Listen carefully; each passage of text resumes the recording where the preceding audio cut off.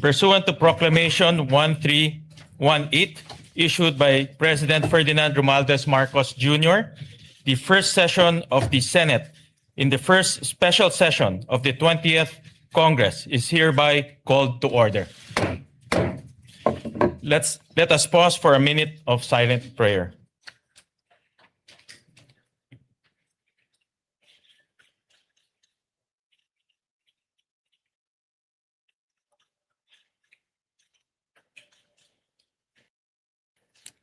Amen. The Secretary will please call the roll. The Honorable Senator Aquino, Senator Cayatano Allan, Senator Cayetano Pia, Senator De La Rosa, Senator Ejercito, Senator Escudero, Senator Estrada, Senator Go, Senator Ontiveros, Senator Lacson, Senator Lapid, Senator Legarda, Senator Marcoleta, Senator Marcos, Senator Padilla, Senator Pangilinan, Senator Soto III, Senator Tulfo Erwin, Senator Tulfo Rafi, Senator Villanueva, Senator Villar Camille, Senator Villar Mark, Senator Zubiri, Senate President Pro Tempore Gatchalian. With 13 senators present, the chair declares a quorum. Mr. President. Majority Leader. Thank you, Mr. President. Mr. President, I move that we proceed with the election of the Senate President of the Philippines. I so move. Is there any objection? Hearing none, the election of the Senate President is now in order. Mr. President, I move to, if I may be able to be recognized to nominate our Senate President. Yes, we recognize the Majority Leader. Mr. President, I rise today to nominate Senate President Pro Temp Sherwin Gatchalian as the President of the Senate of the Philippines. Throughout his public service career as member of the House of Representatives, as mayor of Valenzuela City, and as senator, he has consistently proven his competence, his effective leadership, and his unparalleled work ethic. Siya nga po palagi ang nagsasara ng Senado, staying late in his office even after adjournment. As a matter of fact, Mr. President, I hear complaints from your staff that hindi na po sila nakakauwi ng disenteng oras dahil overwork daw sila, overwork. At palagi nilang tinatanong sa akin, kailan ko daw siya mahahanap ng girlfriend para makauwi daw ng mas maaga. Kaya Mr. President, ikaw nga po daw ang sinasabi niya nagsasara ng Senado na wala na pong staff, ikaw na lang po naiiwan. And that just shows your dedication, Mr. President, on how hardworking you are in preparing for the days ahead. He has ably led some of our most demanding and time-consuming and consequential committees, namely the Committee on Energy, the Committee on Economic Affairs, the Committee on Basic Education, and most notably, the Committee on Finance. As Finance Chair, he had navigated the very challenging period in the wake of flood control scams coming into light. But he led the Finance Committee with great resolve, spearheading unprecedented initiatives to ensure accountability and transparency in the national budget. I believe that this last budget, my dear colleagues, was one of the most transparent in recent history. As a matter of fact, whatever projects that we wanted to insert or amend into the budget, we had to come up with voluminous requirements and documents coming from the agencies themselves and the receiving bodies like the LGUs. And that was the request, not just the request, it was the demand of then Finance Chair Wing Gatchalian. He's the leader that the Senate needs in this time of division and disarray, and he has done this before. I know he'll be able to rise above the fray and lead us back to our principal function, which is to attend to the work of legislation. I have every confidence that as Senate President, he'll be able to set the institution back on the right path, guided by the highest standards of service, integrity, and morality. To my colleagues, I plead, let us elect Senate President Gatchalian and let us get back to our work in this hallowed institution. Maraming salamat po, Mr. President. And maybe we don't need to put it to a vote, Mr. President. Maybe we can do it by acclamation, Mr. President. Ayes and nays would be fine. I so move, Mr. President. So, And I All move to those- close. There are no other nominees for Senate President. I move to close the period of nomination. Any objection? Hearing none, the nominations are closed. Therefore, Mr. President, we'd like to Therefore- congratulate.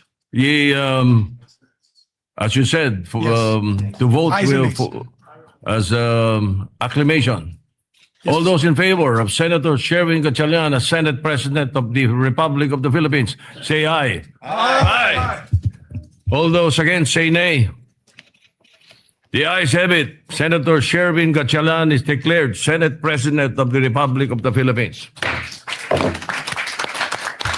May we ask Senator Gatchalian to, before that, Senator Francis Pangilinan is recognized. Yes, just for the record that the vote, having a quorum, is unanimous, Mr. President, for the record. Thank you. We place that on record. May we ask Senator Sherwin Gatchalian to ascend to the rostrum to take his oath as Senate President.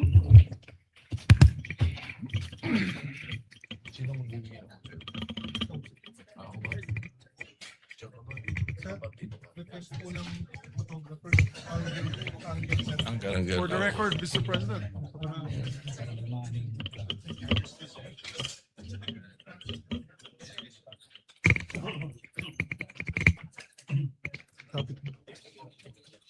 Yan po sa ilaw. Spotlight. May mga kasama ka. Meron. Sila mix. Oo, dapat. Mix at saka si Cheese. Mix. May we request Senator Zubiri and Senator Escudero to please join us. Dito sila likod ko. Oo. Pamilya mo sa likod ko. Okay. Mga ex. Mga Dito. X-Men.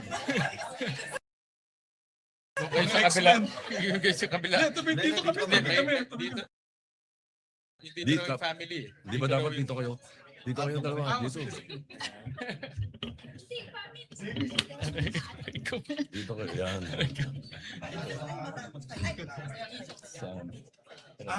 Yung may family. Alright. Sige. Pare, first,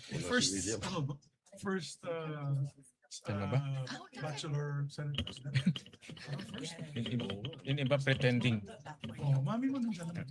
Diyan na. Leto na. Yeah, kompleto na. Okay.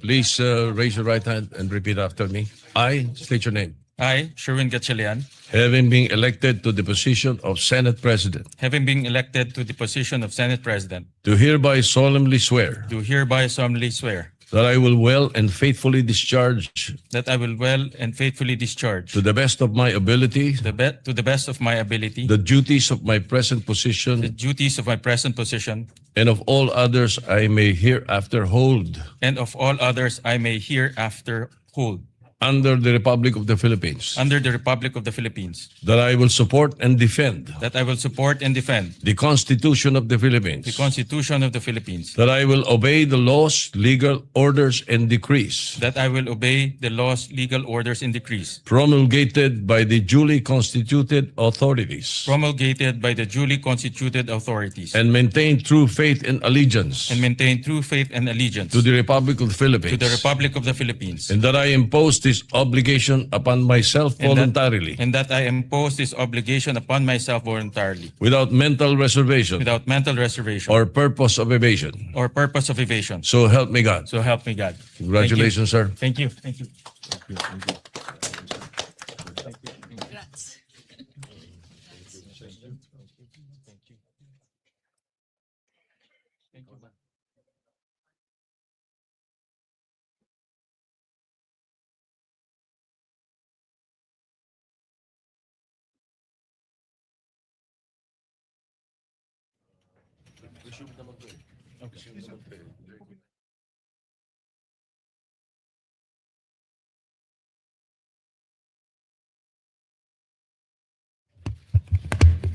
Majority Leader.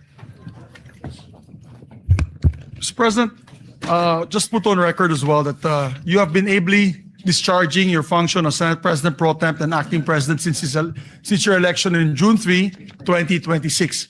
we'd just like to extend our congratulations on your elections as the new Senate President. Thank you very much, Majority Leader.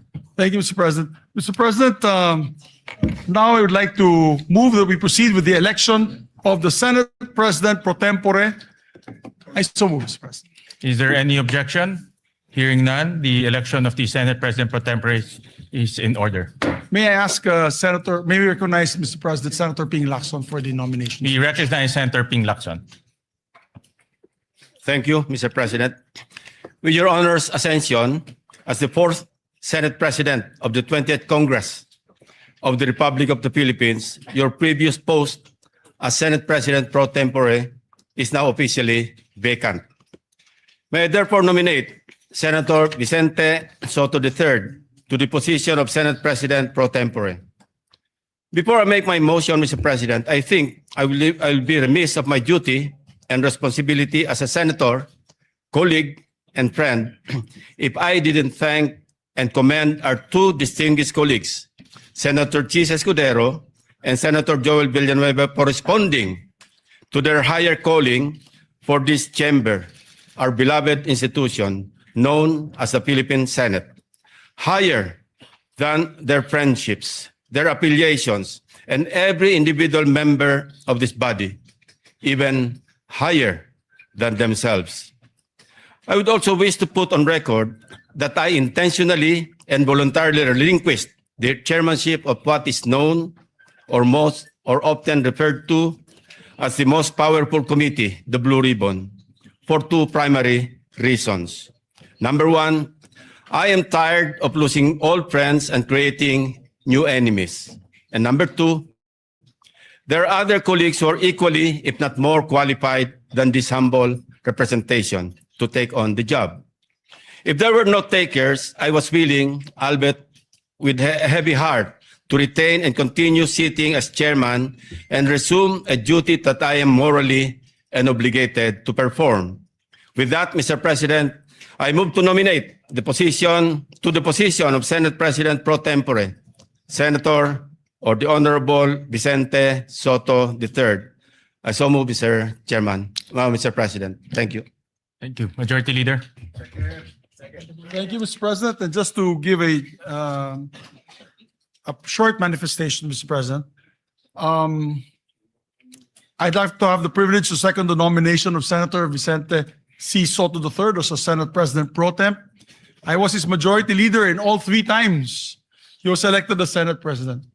It was an honor for me to be his majority leader. He used to call me Major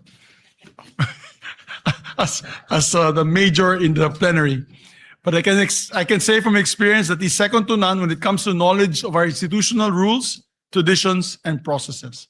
He's what we need in the Senate leadership today. Someone who will protect the stability of the Senate and uphold the rules that give this institution shape and direction. Therefore, I would like to second the nomination of Vicente C. Soto III as our Senate President pro temp. Mr. President, there being no other nominations, I therefore move that we close the period of nomination and proceed with acclamation. We therefore close the period of nominations and proceed to the voting for the Senate President pro tempore. Those who are in favor say aye. Aye. Those who are not in favor say nay. The ayes have it. Congratulations to our new Senate President pro tempore, Senator Tito Soto. May we proceed, Mr. President, with the oath taking of the Senate President pro tempore.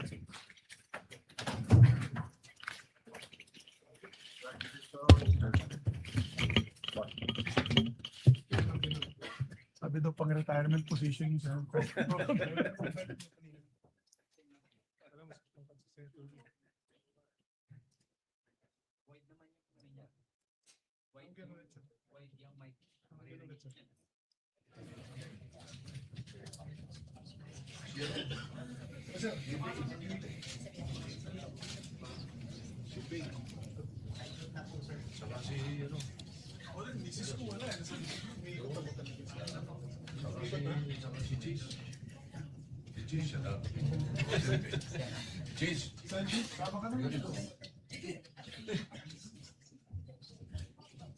You want us to be behind you, sir? Ayan pala, ayan pala. Congratulations, sir. Thank you. Sorry, dito na kami dumaan, sir. Yes, it is. Ito ka, cheese. Sa kabila. Sa kabila. Ganda. Yan. Sa tabi ko. Ako lang mag-isa. Okay. Oath of office, please repeat after me. I state your name. I, Vicente Soto III, Having been elected Senate President pro tempore, having been elected the position of Senate President pro tempore, do hereby solemnly swear do hereby solemnly swear that I will well and faithfully discharge, that I will well and faithfully to discharge the best of my abilities, to the best of my the abilities duties of my present position, the duties of my present position and of all others I may hereafter and hold of all others I may hereafter hold under the Republic of the Philippines, under the Republic of the Philippines, that I will support and defend the Constitution of the Philippines, that I will support and defend the Constitution of the Philippines, that I will obey the laws, legal orders, and decrees that I will obey the laws, legal orders, and decrees promulgated by the duly constituted authorities, promulgated by the duly constituted authorities, and maintain true faith and allegiance and maintain true faith and allegiance to the Republic of the to Philippines, the Republic of the Philippines, and that I impose this obligation upon myself voluntarily, and that I impose this obligation upon myself voluntarily, without mental reservation without mental reservation or purpose of evasion. or purpose of evasion. So help me God. So help me God. Congratulations, sir. Thank you, sir. Congratulations.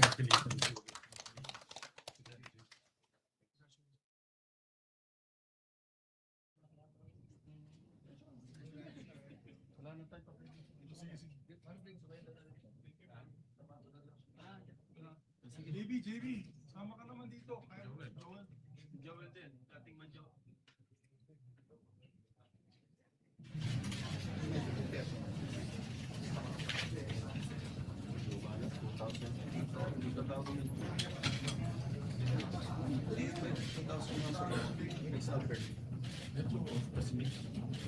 Wala nang combination.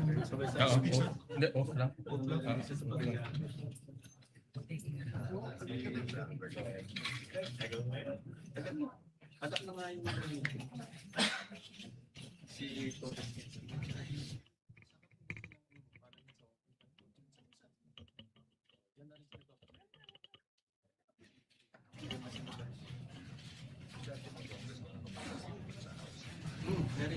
Mr. President, if I may be able to take my oath as well as Majority Leader, although I have been elected as the Chairman of the Rules Committee, but I was not able to take my oath the last June 3 meeting. Yes, we will administer the oath to Thank you very the much, Mr. Majority Leader.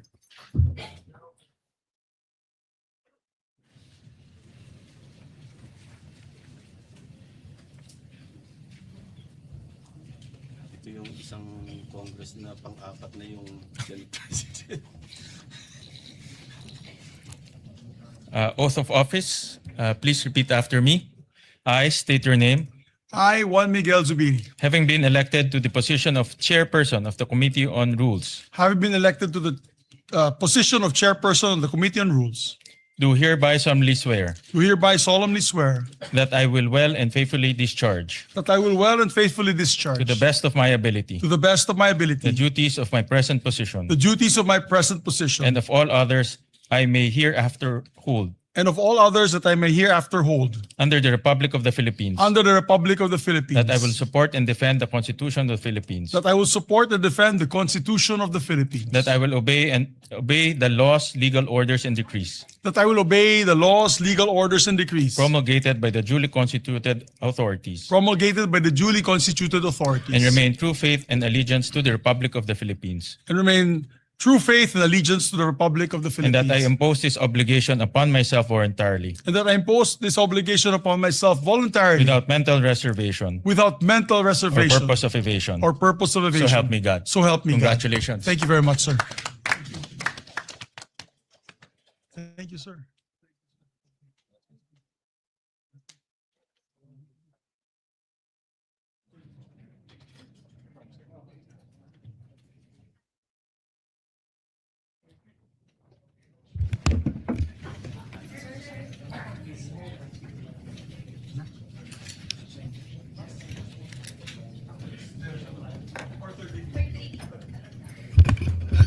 Election ng committee, chairman? Election ng committee chairperson.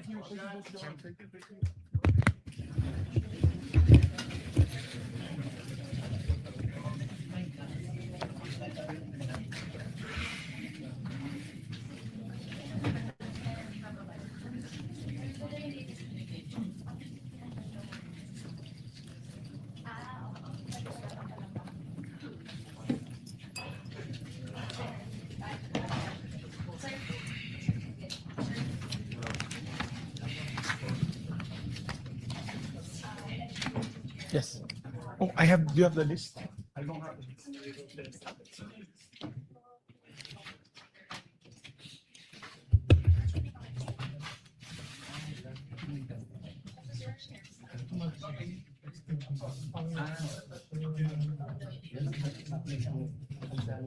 Majority Leader. Yes, Mr. President, we're about to elect the members of the different committees so that we can buckle down to work, Mr. Correct. President. But I need just a 1-minute suspension to get the list from the staff. 1 minute suspension.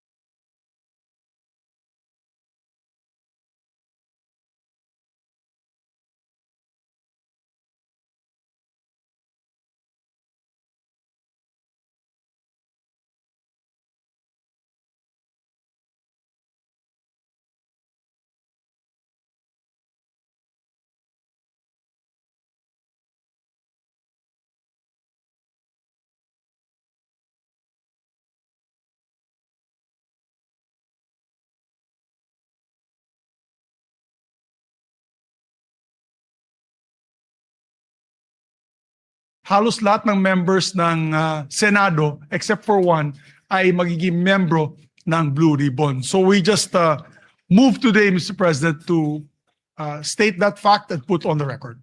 So noted. Thank you very much, Mr. President. And upon the instruction of the chairperson, Senator Erwin Tulfo, I manifest the designation of Senator Kiko Pangilinan as vice chairperson of the said committee. Is there any objection? Hearing none, manifestation is noted. Mr. President, I'd like to also move on the election of members of the Committee on Social Justice on the part of the majority. The chairperson is Senator Erwin Tulfo. The vice chairperson is Senator Risa Ontiveros. And the members are Senator Kiko Pangilinan, Senator Manuel Lito Lapid, and Senator Rafi Tulfo. Is there any objection? Hearing none, the motion is approved. Mr. President, I move to elect the members of the Committee on Energy. The chairperson being Senator Erwin Tulfo, vice chairperson Senator J.V. Ejercito, members Senator Risa Ontiveros, Senator Bam Aquino, Senator Lito Lapid, and Senator Rafi Tulfo. we still need two members of the majority. I'll wait for the chairperson to give me the names of the two additional members. I so move, Mr. President. Is there any objection? Hearing none, the motion is approved. Thank you, Mr. President. Mr. President, I move that we elect the committee members of the Committee on Trade, Commerce, and Entrepreneurship. As chairperson, Senator Bam Aquino, and as members, Senator J.V. Ejercito, Senator Cheese Escudero, Senator Manuel Lito Lapid, Senator Kiko Pangilinan, and Senator Raffy Tulfo. Is there any objection? Hearing none, the motion is approved. Mr. President, I move that we elect the members of the Committee on Constitutional Amendments and Revision of Codes. The chairperson being Senator Francis Kiko Pangilinan, and members Senators Risa Ontiveros, Senator Ping Lacson, Senator J.V. Ejercito, Senator Bam Aquino, Senator Lito Lapid, and Senator Cheese Escudero. I so move. Is there any objection? Hearing none, the motion is approved.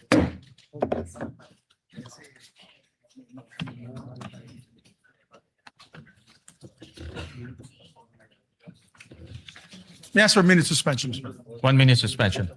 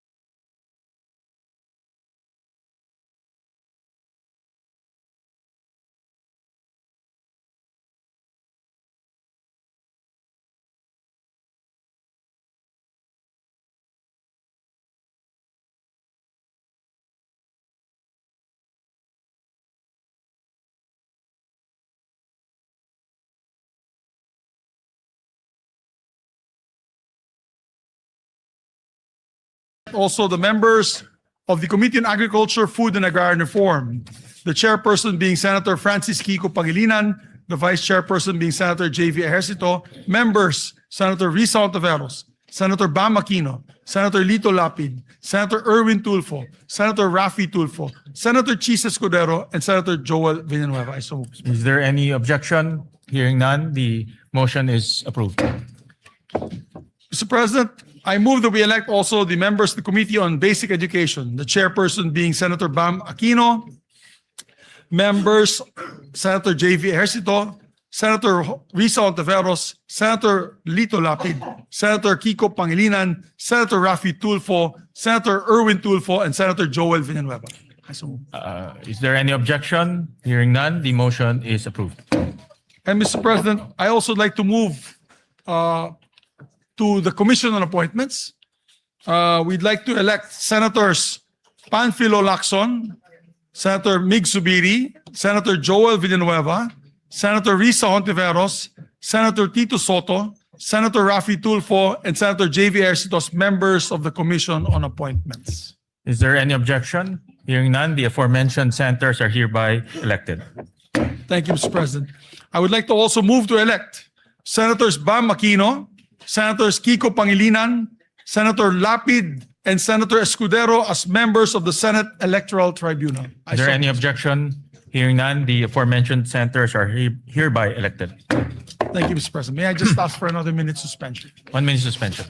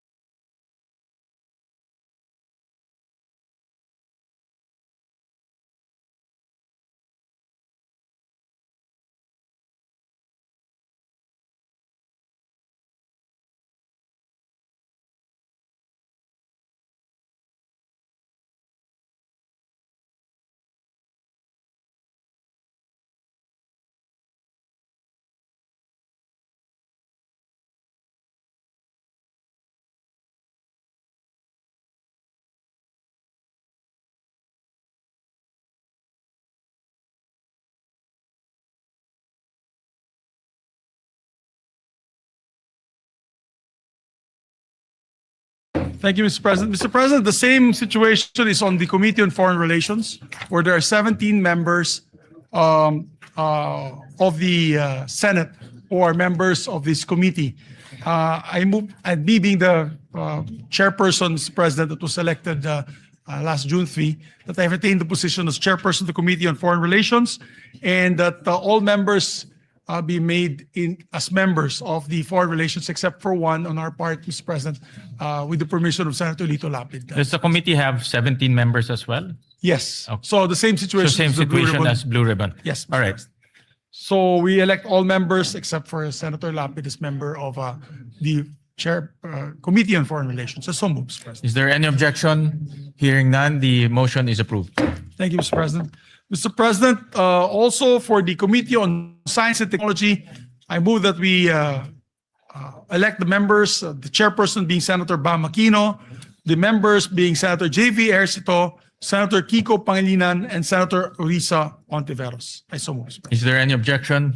Hearing none, the motion is approved. Mr. President, I'd like to also move to elect the members of the Committee on Justice, the chairperson being Senator Francis Kiko Pangilinan, Vice Chairperson Senator Ping Lacson, and members Senator Risa Ontiveros, Senator Bam Aquino, and Senator Joel Villanueva. Is there any objection? Hearing none, motion is approved.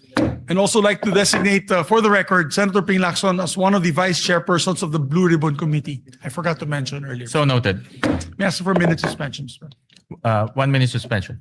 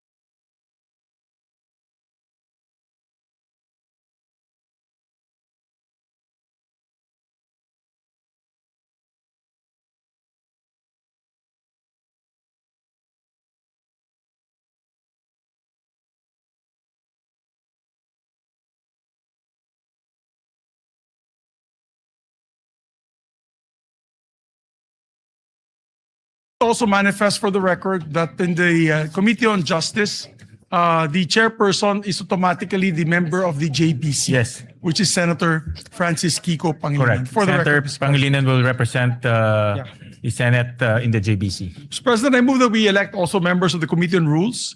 Mr. President, I move that we elect Senator J.V. Ejercito, Senator Ping Lacson, Senator Kiko Pangilinan, Senator Erwin Tulfo, and Senator Joel Villanueva as members of the Rules Committee. Mr. Is there any objection? Hearing none, the motion is approved. Thank you, Mr. President.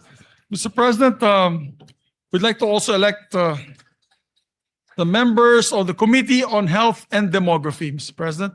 For the record, the chairperson is Senator Risa Ontiveros, vice chairperson Senator J.V. Ejercito, and the members, part of the majority, Senators Bam Aquino, Senators Kiko Pangilinan, Senators Rafi Tulfo, Senator Erwin Tulfo, and Senator Ping Lacson. Is there any objection? Hearing none, motion is approved. Mr. President, we'd like to also move to elect the members of the Committee on Energy. The part of the chairperson is Senator Erwin Tulfo, the vice chairperson is Senator J.V. Ejercito, and the members are Senator Risa Ontiveros, Senator Bam Aquino, Senator Ping Lacson, Senator Rafi Tulfo. I so move, Mr. President. Is there any objection? Hearing none, motion is approved. Mr. President, we'd like to also put on record the members of the Committee on Finance, Mr. President. Of course, the Committee on Finance is headed by the chairperson, Senator J.V. Ejercito. And with respect to the committee, each committee is composed of 20 members. So I move that all senators, with the exception of the Senate President and those serving in an ex officio capacity, be elected and designated as regular members of both committees. I so move, Mr. President. Is there any objection? Hearing none, the motion is approved. Mr. President, I'd like to also elect the members of the National Defense, Security and Peace and Unification and Reconciliation Committee, Mr. President. The chairperson is Senator Tito Soto, our Senate President pro tempore. And same with the Finance Committee. There are 20 members. So I move that all senators, with the exception of the Senate President, those serving in an ex officio capacity, be elected and designated as members of the National Defense Committee. I so move, Mr. Is President. there any objection? Hearing none, motion is approved. There's a request of course, there's a request by our chairperson that Senator Ejercito, J.V. Ejercito, and Senator Lacson be elected as the vice chairperson of the said committee. So noted. Mr. President, I move that we elect the members of the Women and Children Committee on Women and Children. The chairperson, of course, is Senator Risa Ontiveros. The vice chairperson is Senator J.V. Ejercito. And Senator Bam Aquino, Senators Kiko Pangilinan, Senator Erwin Tulfo, and Senator Ping Lacson. I so move, Mr. Is President. there any objection? Hearing none, motion is approved. Mr. President, I move to elect the following members as the members of the Committee on Ways and Means. This chairperson is Senator Bam Aquino, and the members are Senator Pia Ontiveros, Senator Kiko Pangilinan, Senator Chis Escudero, Senator Erwin Tulfo, Senator Rafi Tulfo, and Senator Joel, what did I say? Risa Ontiveros. What did I say? Ay, nako, wala pa si Pia, hindi pa siya senator.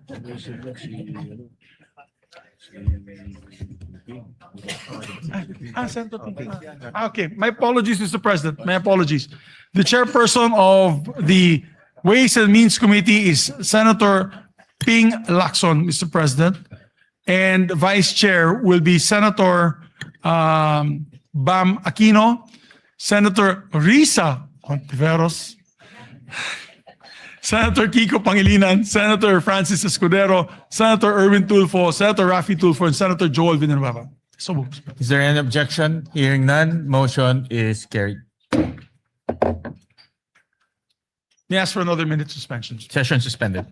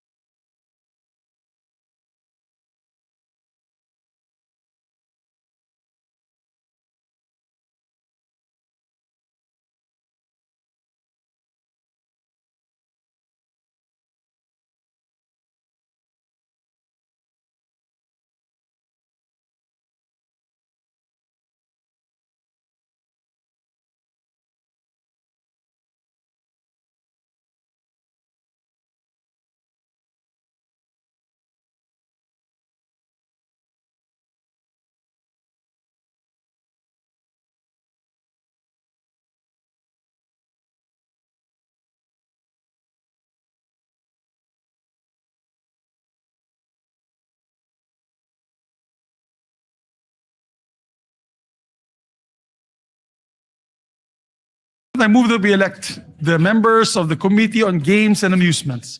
The chairperson, of course, is Senator Lito Lapid. The vice chair is Senator Rafi Tulfo. The members are Senator Chis Escudero, Senator Panfilo Lacson, Senator Erwin Tulfo, and Senator Joel Villanueva. So moved. Is there any objection? Hearing none, motion is approved. Mr. President, I move that we elect the members of the Committee on Ethics and Privileges. The chairperson being Senate President Pro Temp Tito Soto, Vice Chairperson Senator Pangilinan, members Senator Rafi Tulfo, and Senator Lacson. Is there any objection? Hearing none, motion is approved. I move that we elect members of the Committee on Public Services, Mr. President. The chairperson is Senator Rafi Tulfo, the vice chairperson, Senator J.V. Ejercito, and vice chairperson, Senator Bam Aquino. Members, Senator Lito Lapid, Senator Risa Ontiveros, Senator Kiko Pangilinan, Senator Erwin Tulfo. I so move, Mr. President. Is there any objection? Hearing none, motion is approved. Mr. President, I move that we elect the members of the Committee on Local Government. It is headed by their chairperson, Senator J.V. Ejercito, Vice Chairperson, Senator Ping Lacson, members, Senator Rafi Tulfo, Senator Francis Kiko Pangilinan, Senator Risa Ontiveros, Senator Joel Villanueva, Senator Lito Lapid, and Senator Bam Aquino. I so move. Is there any objection? Hearing none, motion is approved. Thank you, Mr. President. Mr. President, I move that we elect the members of the Committee on Migrant Workers, headed by Senator Rafi Tulfo, Vice Chairperson Senator Joel Villanueva, members Senator Lito Lapid, Senator Erwin Tulfo, Senator Bam Aquino, Senator Risa Ontiveros, Senator J.V. Ejercito, and Senator Kiko Pangilinan. I so move. Is there any objection? Hearing none, motion is approved. May I ask for a minute suspension once again. Session suspended.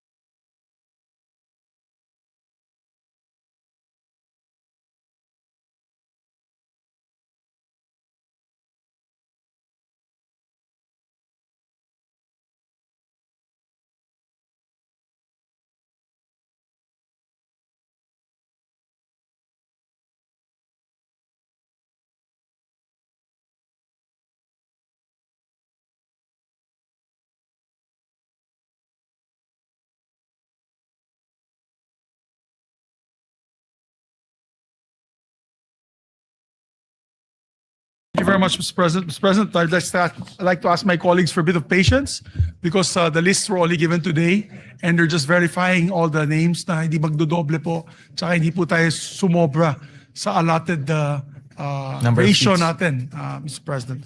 So, and I'd just like to reiterate the election of the JBC representatives pursuant to Article 8, Section 8 of the Constitution. I move to elect Senator Francis Pangilinan as the Senate representative to the Judicial and Bar Council.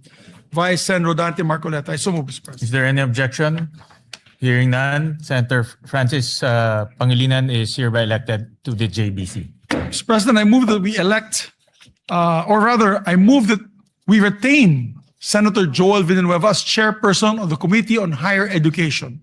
And his vice chairman will be Senator Ejercito, members Senator Bamakino, Senator Kiko Pangilinan, Senator Raffy Tulfo, and Senator Escudero. I so move, Mr. President. Is there any objection? Hearing none, motion is approved. And I'd like to make a correction. In the Committee on Games, it's not Senator Raffy Tulfo who's the vice chairperson. It is Senator Erwin Tulfo. So noted. My apologies to the chairperson. As regards to the CA membership, Mr. President, for the record, that this representation and that of Senator Soto are vice. We replace Senators Lito Lapid and Senator Mark Villar respectively for the record, Mr. President. Yeah, so noted. Mr. President, we'd like to also elect the members of the Committee on Labor. Chairperson, Senator Joel Villanueva. Vice Chairperson, Senator J.V. Ejercito. And members, Senator Raffy Tulfo, Senator Erwin Tulfo, Senator Bam Aquino, Senator Risa Ontiveros, Senator Pangilinan, and Senator Escudero, Mr. President. Is there any objection? Hearing none, motion is approved. And Mr. President, I move to formally elect as well my deputy majority floor leaders. We'd like to elect and move to elect Senators J.V. Ejercito as my senior deputy majority leader, who one day in the near future will become the majority leader, I hope, after his job in the Finance Committee, and this representation will just retire. We'd like to also elect, Mr. President, our former majority leader, Senator Joel Villanueva, as deputy majority floor leader. Is there any objection? Hearing none, motion is approved.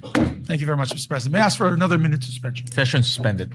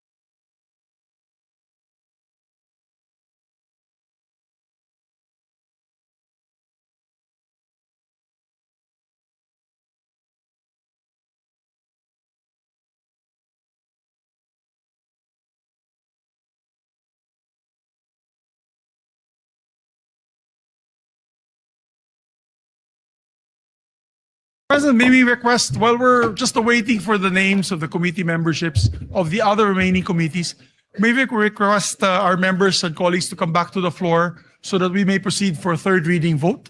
And then the adoption of the resolution on Mindanao that will be authored by Senator Joel Villanueva.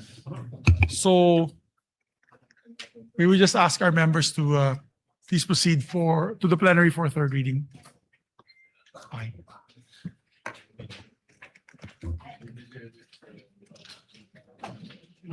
Erwin and Senator Lito. Okay. Senator Erwin.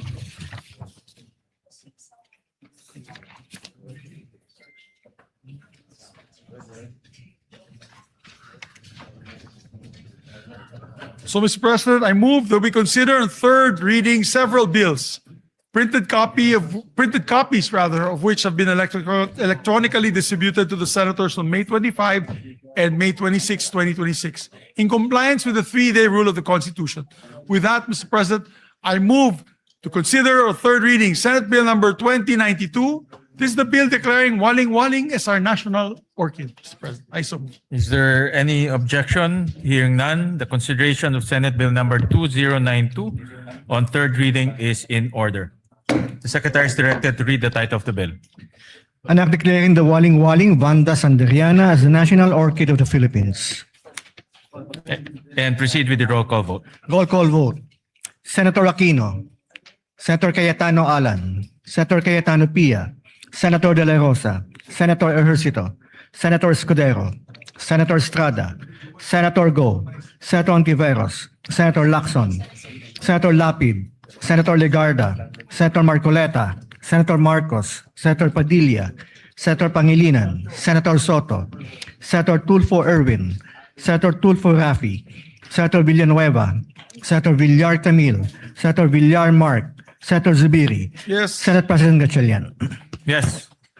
With 13 affirmative votes, 0 negative votes, 0 abstention, SB number 2092 is approved on third reading.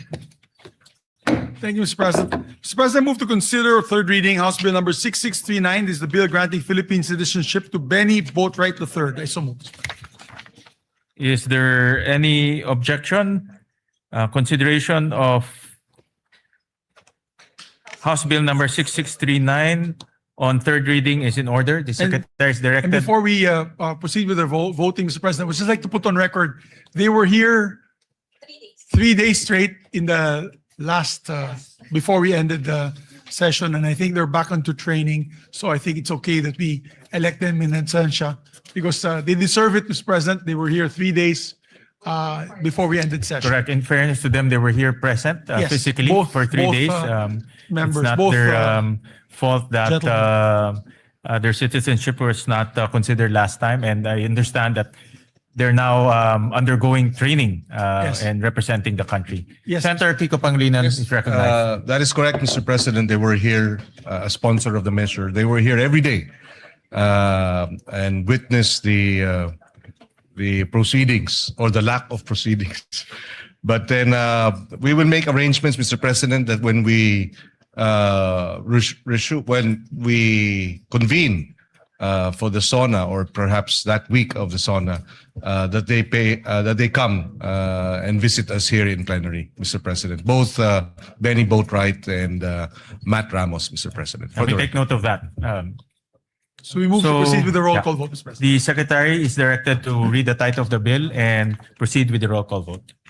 An act granting Philippine citizenship to Benny Francois Boatwright III. Roll call vote. The Honorable Senator Aquino, Senator Cayetano Allan, Senator Cayetano Pia, Senator De La Rosa, Senator Ejercito, Senator Escudero, Senator Estrada, Senator Go, Senator Tiveros, Senator Lacson, Senator Lapid, Senator Legarda, Senator Marcoleta, Senator Marcos, Senator Padilla, Senator Pangilinan, Senator Soto, Senator Tulfo Erwin, Senator Tulfo Rafi, Senator Villanueva, Senator Villar Camil, Senator Villar Mark, Senator Zubiri, Senate President Gatchalian. With 13 affirmative votes, 0 negative votes, 0 abstentions, House Bill number 6639 is approved on third reading.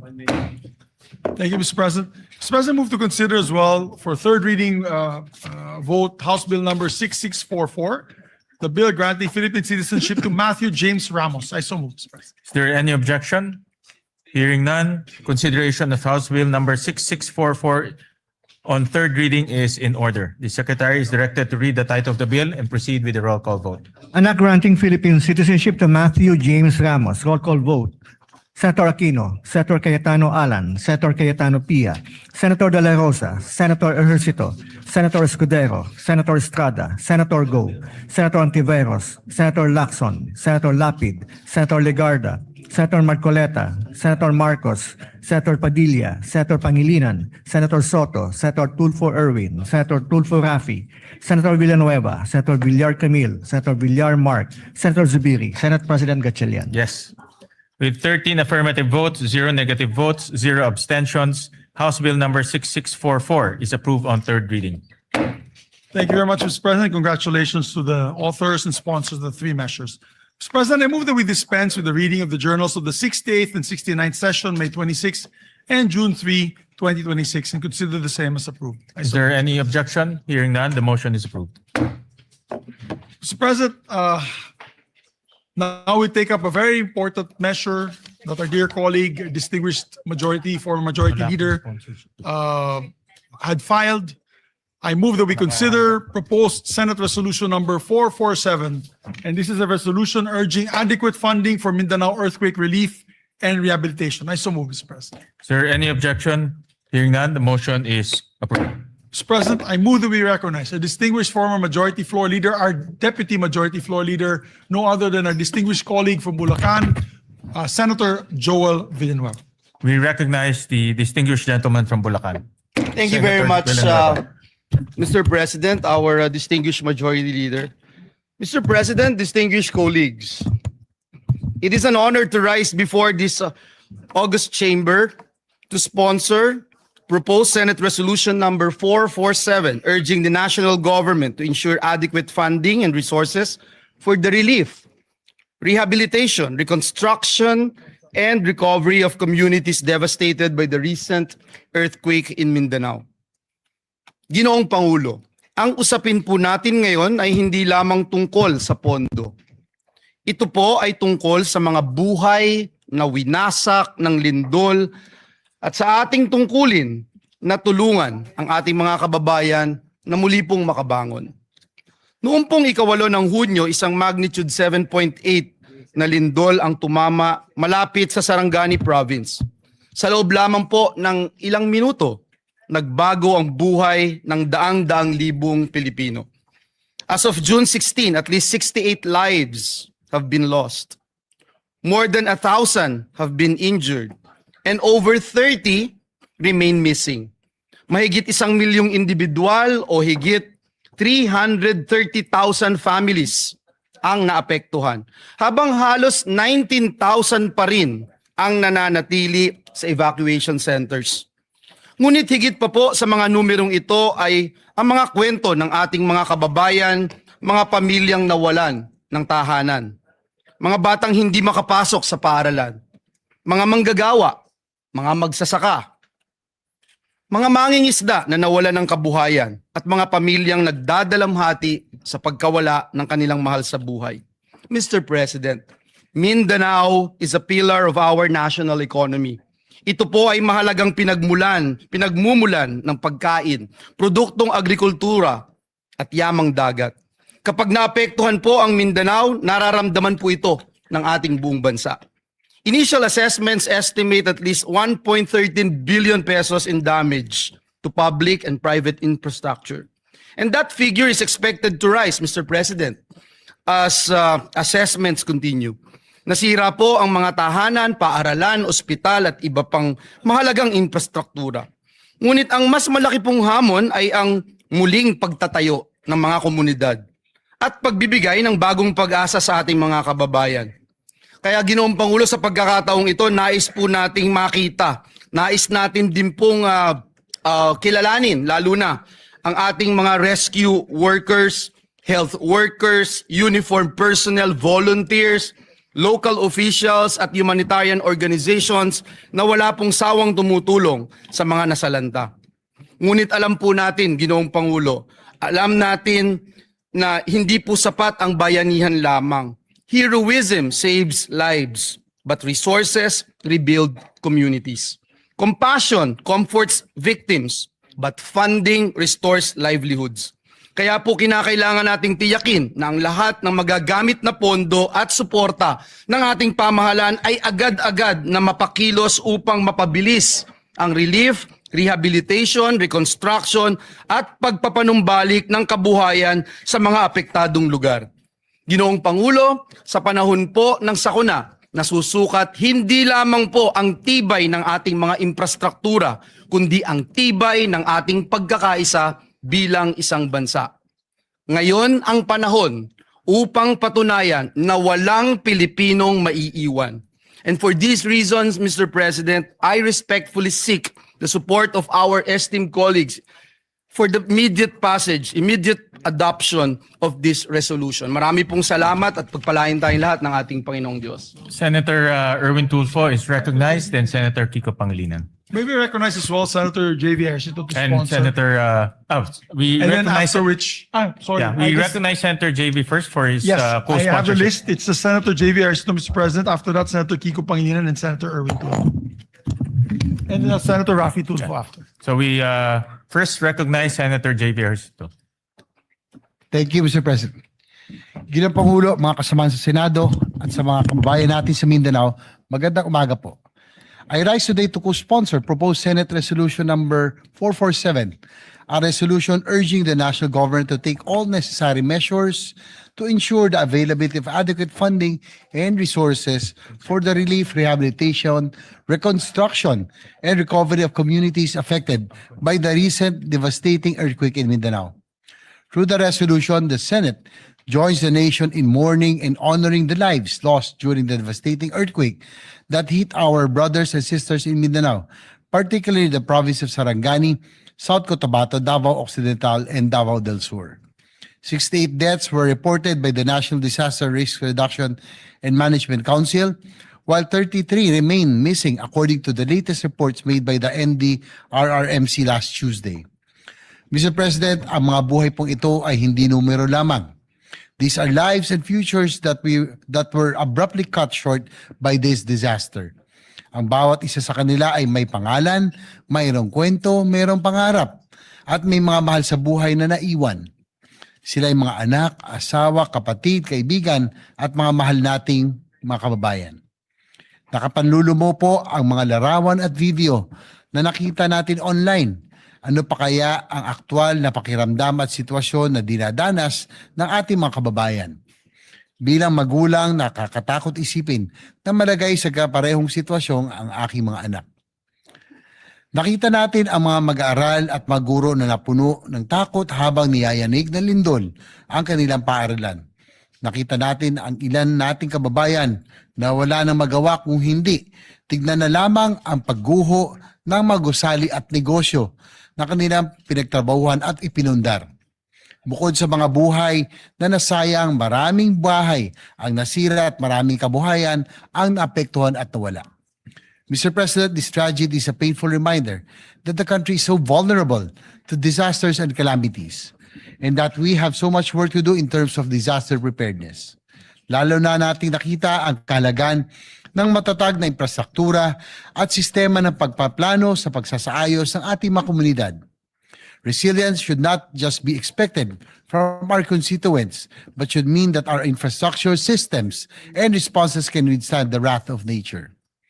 Sa ilalim ng liderato ni Senate President Ng Pag, mabilis na nakapag-abot ng paunang tulong ang Senado sa mapektadong komunidad.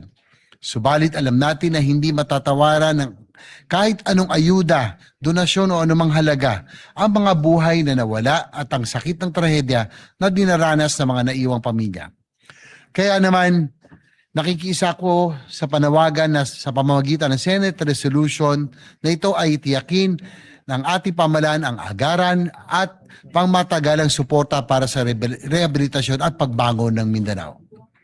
Bigyan natin ng malalim na kahulugan ang mga nawalang buhay sa pamamagitan ng pagtiyak na ang naiwan ay muling makapagsisimula. Ginong Pangulo, gagawin natin ang ating tungkulin dito sa Senado. Bilang inyong bagong halal na chairman ng Committee on Finance, titiyakin natin na mayroong nakalaang suporta upang maibalik ang kaayusan, seguridad at dignidad ng pamumuhay ng mga kapatid natin sa Mindanao na lubhang naapektuhan ng sakuna. Maraming pagsubok na ang dinaanan ng ating bansa, maraming bagyo, lindol at iba pang kalamidad. At pandemya ang sumubok sa tibay ng sambayanang Pilipino.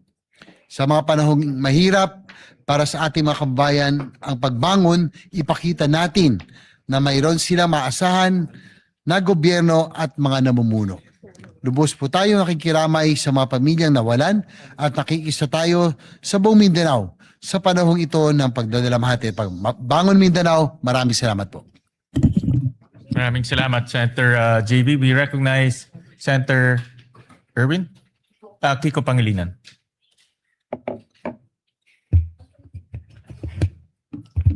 Thank you, Senate President Gatchalian. Dear colleagues, I rise to co-sponsor Senator Joel Villanueva's Senate Resolution number 447. In times of calamity, the Senate must speak as one. I commend Senator Joel Villanueva for his quick thinking and swift leadership on this resolution, which reflects the Senate's shared duty to help Mindanao recover, rebuild, and prosper. Strategic national priority ang mabilis at tuloy-tuloy na pagbangon ng Mindanao mula sa lindol noong Hunyo 8. Bakit?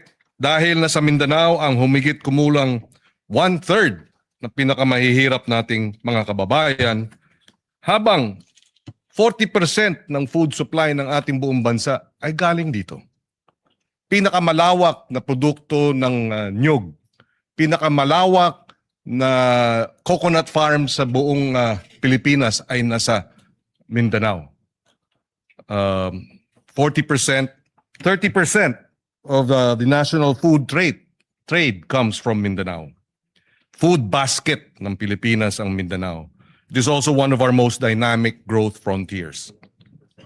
Maraming mga tahanan, paaralan, ospital, kalsada, tulay, mga sistema ng kuryente at tubig at iba pang mahalagang infrastruktura ang nasira sa Davao Region at Soc-Sargen.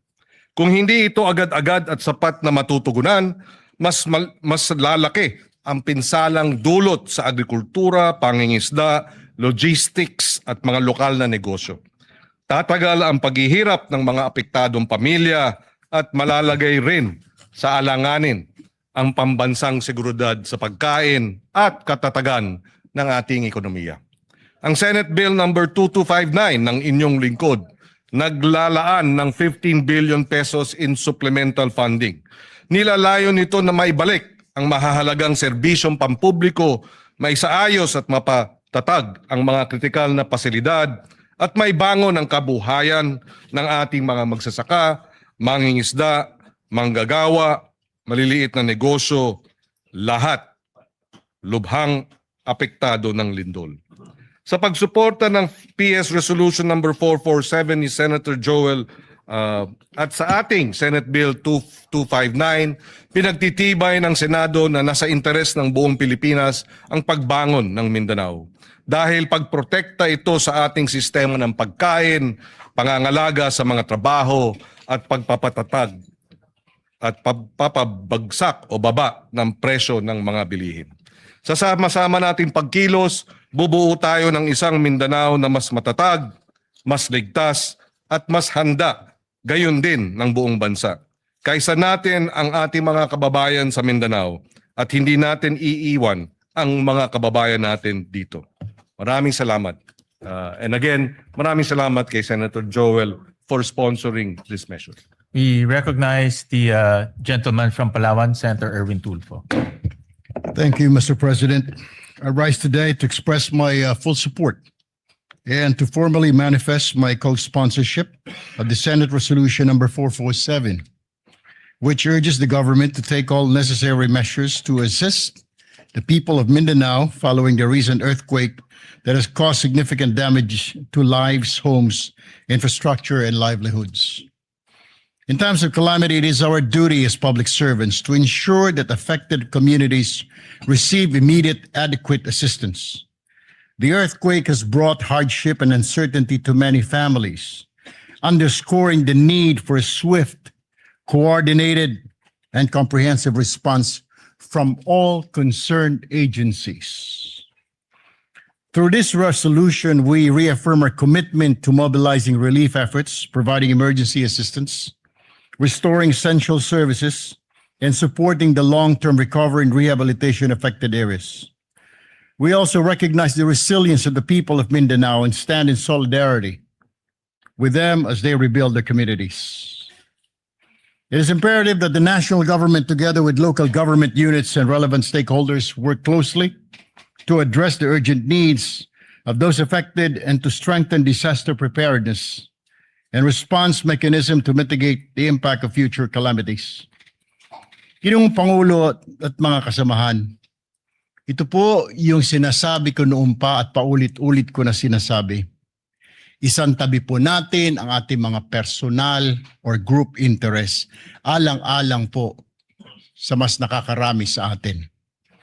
We commend Senator Joel Villanueva for coming in today to file this resolution for the victims of the Mindanao quake. Thank you, Senator Joel Villanueva, for this resolution. For this reason, I wholeheartedly support and co-sponsor Senate Resolution number 447, Mr. President, and urge its immediate adoption. Thank you and good morning. Any more, Majority Leader? Any more, Senator Rafi? Yeah. While waiting for Senator Rafi, let me commend the resolution filed by Senator Joel Villanueva, PS Resolution 447. Ito po ay napapanahon dahil po yung naranasan ng Mindanao, particularly Sarangani and Jensan, ay isa sa pinakamalakas na lindol na naranasan po ng ating bansa. At marami pong infrastruktura na nasira doon. Nakita ho namin ni Senator Erwin, Senator JV at Senator Migs. At marami rin pong nasawi na buhay. At kami po ay nakikiramay at nakikiisa po sa mga kababayan ho natin sa Jensan, Sarangani at sa lahat pong ng lugar na tinamaan po ng lindol. At kaya po nagbibigay pugay ho kami kay Senator Joel dahil ito pong resolution ay nagdedirekta ng mabilis na action at mabilis po na pag-release ng pondo para po makatulong po sa mga kababayan natin sa Mindanao. With that, we recognize Senator Rafi Tulfo. Mr. President, colleagues, I rise today to express my strong support for Senator Joel Villanueva, Senate Resolution 447 and 452 concerning the recent 7.8 earthquakes which struck Mindanao last June 8, 2026. Hindi basta numero mga biktima ng lindol o anumang kalamidad. Sila po ay mga pamilyang nawala ng mga mahal sa buhay, tahanan at kabuhayan. The people of Mindanao have shown remarkable resilience in the face of adversity. Ngunit hindi sapat ang katatagan lamang. Hindi natin maaaring iasa sa tibay ng loob ng ating mga kababayan ang kanilang pagbangon. Kailangan nila ang agarang tulong at buong suporta ng pamahalaan upang muling maitayo ang kanilang mga buhay at komunidad. These resolutions recognize the urgent need to assess the full extent of the damage, ensure the relief and rehabilitation efforts are delivered efficiently, and identify measures that will strengthen the preparedness of our community against future disasters. Kasabay po nito, kinikilala natin rin ang kabayanihan ng ating mga rescue workers, medical teams at frontliners na nagbuwis ng oras at lakas upang pangunahan ang ating recovery efforts. For these reasons, I express my support, again, for Senate Resolution 447 and 452 and urge my colleagues to continue working together to ensure that the affected communities receive the assistance, rehabilitation, and protection that they deserve. May we continue to pray for their rehabilitation and for the continued safety of all our kababayans. Maraming salamat po, Mr. President. Thank you. Thank you very much for the co-sponsorship speech. Majority Leader, any more? Thank you very much, Mr. co-sponsorship? President. With that, no other members wish to sponsor the measure. I move that all members present be made co-sponsors, Mr. President. Is there any objection? Hearing none, motion is approved and all senators are made co-sponsors of this bill. Yes, Mr. President. Those are present today. Mr. President, I move that we adopt proposed Senate Resolution number 447. I so move, Mr. Is President. there any objection? Hearing none, proposed resolution 447 is hereby adopted, subject to style. Thank you, Mr. President. And we would like to thank Senator Joel Villanueva for filing this measure. Kami po sa Mindanao ay nagpapasalamat po sa kanya sa malasakit po niya sa amin sa Mindanao. Maraming po salamat kay Senator Joel. With that, Mr. President, I move to also take up proposed Senate Resolution number 452 and ask the Secretary to read the title of the measure. Resolution expressing the profound gratitude of the Senate of the Philippines to the rescue workers, social welfare and healthcare personnel, local government units, uniformed services, civil volunteer groups, and all humanitarian responders for providing swift life-saving assistance to affected communities in the aftermath of the magnitude 7.8 earthquake that struck Mindanao. Health workers. Thank you, Mr. President. Mr. President, you are the sponsor Yes, of the Mr. measure, Pre- Mr. President. Do you wish to? Yes, Mr. sponsor President, or- I will just, Majority Leader, I will just insert my sponsorship speech for this resolution. Pero ito po ay simpleng pasasalamat sa ating mga frontliners, sa DSWD, in particular the Armed Forces of the Philippines who provided logistical support sa mga sinalanta po ng lindol.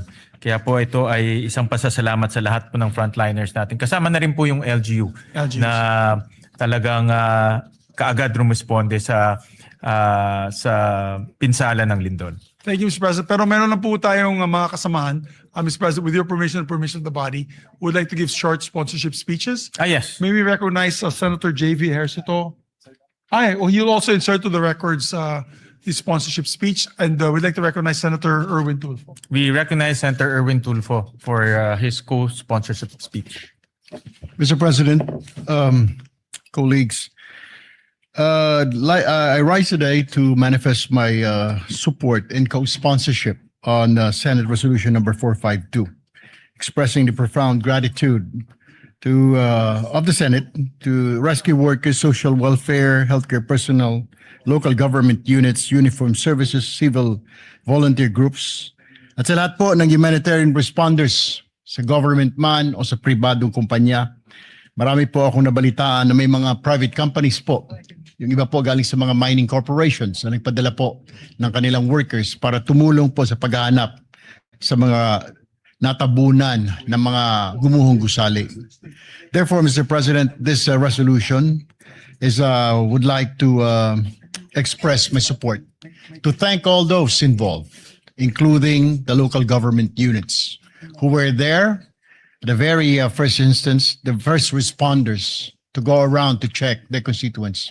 Maraming salamat po sa inyo. Thank you, Mr. President. Yeah, muli, nagpapasalamat ho kami sa ngalan po ng Senado. Nagpapasalamat ho kami sa ating mga rescue workers, social welfare and healthcare personnel, local government units, uniform services, kasama na po ang Armed Forces of the Philippines, civil volunteer groups, and all humanitarian responders. Maraming salamat po. Yes, maraming salamat po, Mr. President.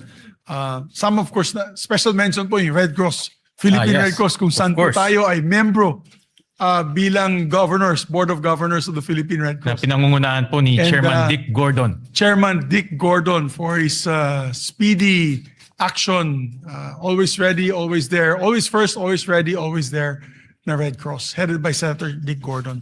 We'd like to thank them. So with that, Mr. President, I move that we adopt proposed Senate Resolution number 452. I so move, Mr. Is there any objection? Hearing none, proposed resolution 452 is hereby adopted, subject to style.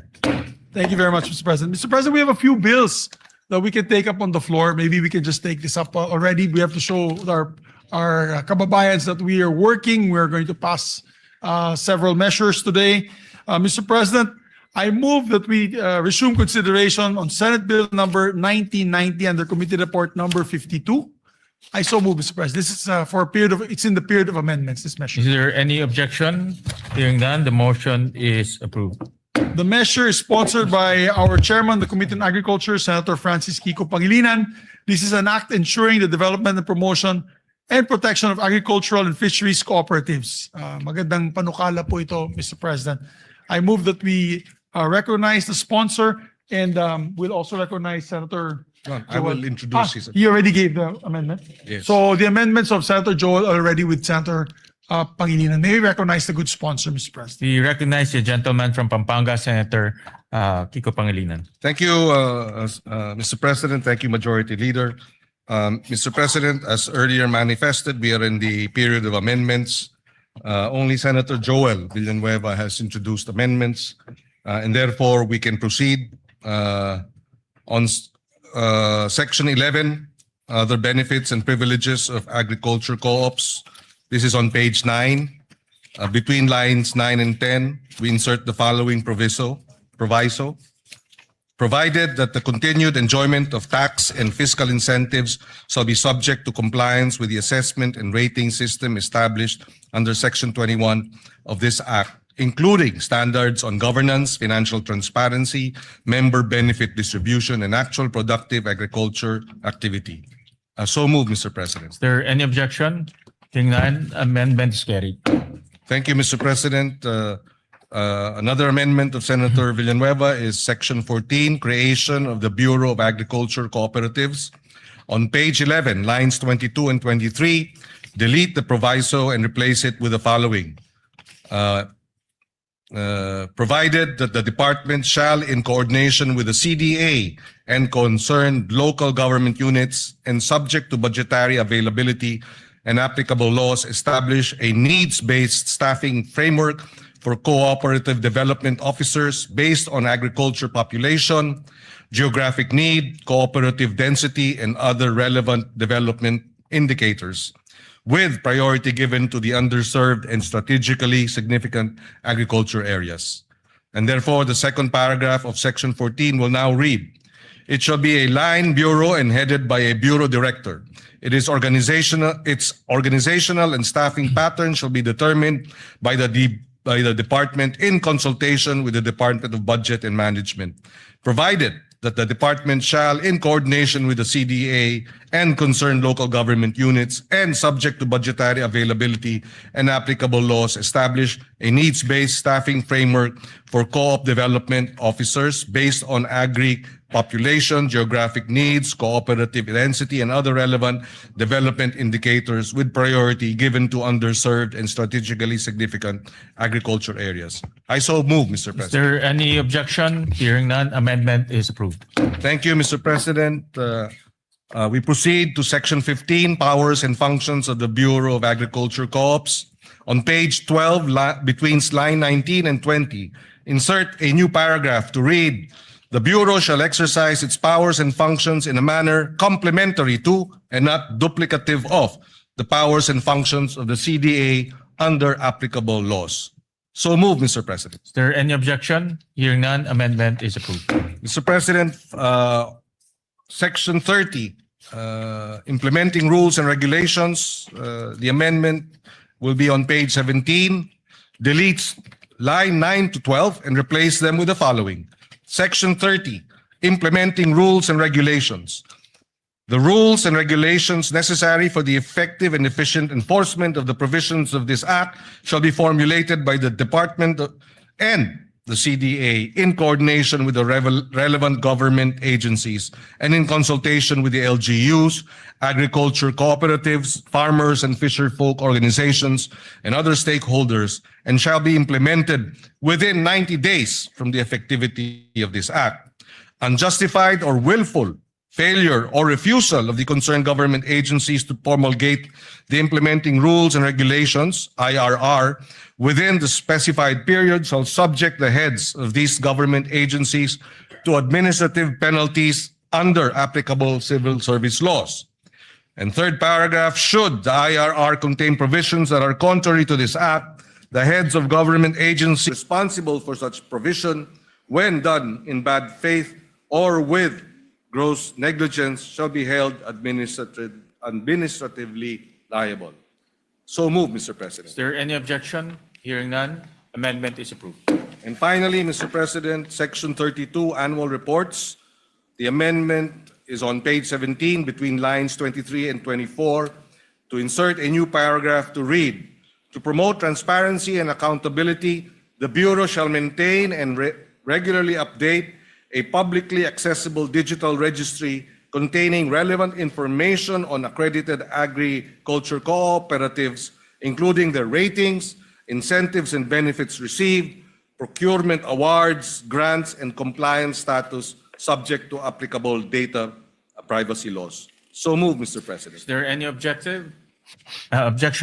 Hearing none, amendment is approved. Thank you, Mr. President. There are no other proposed amendments for Senate Bill 1990. With the permission of our majority leader, if we can move to terminate the period of amendments. Yes, Mr. President. Mr. President, there being no other members who wish to amend the measure further, I move that we close the period of amendments. I so move, Mr. Is President. there an objection? Hearing none, period of amendments is hereby closed. Mr. President, with that, I move to approve on second reading Senate Bill number 1990 and the committee report number 52. Is there any objection? Hearing none, Senate Bill number 1990 is hereby approved on second reading. Thank you very much, Mr. President. Move to suspend consideration of the measure.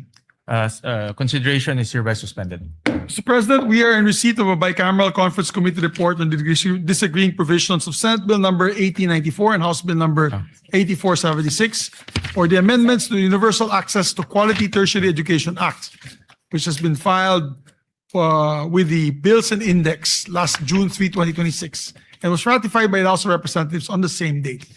Mr. President, I move that we approve and ratify the said conference committee report on the disagreeing provisions of Senate Bill number 1894 and House Bill number 8476, and the text of the joint explanation be deemed read into the records of the chamber. I so move.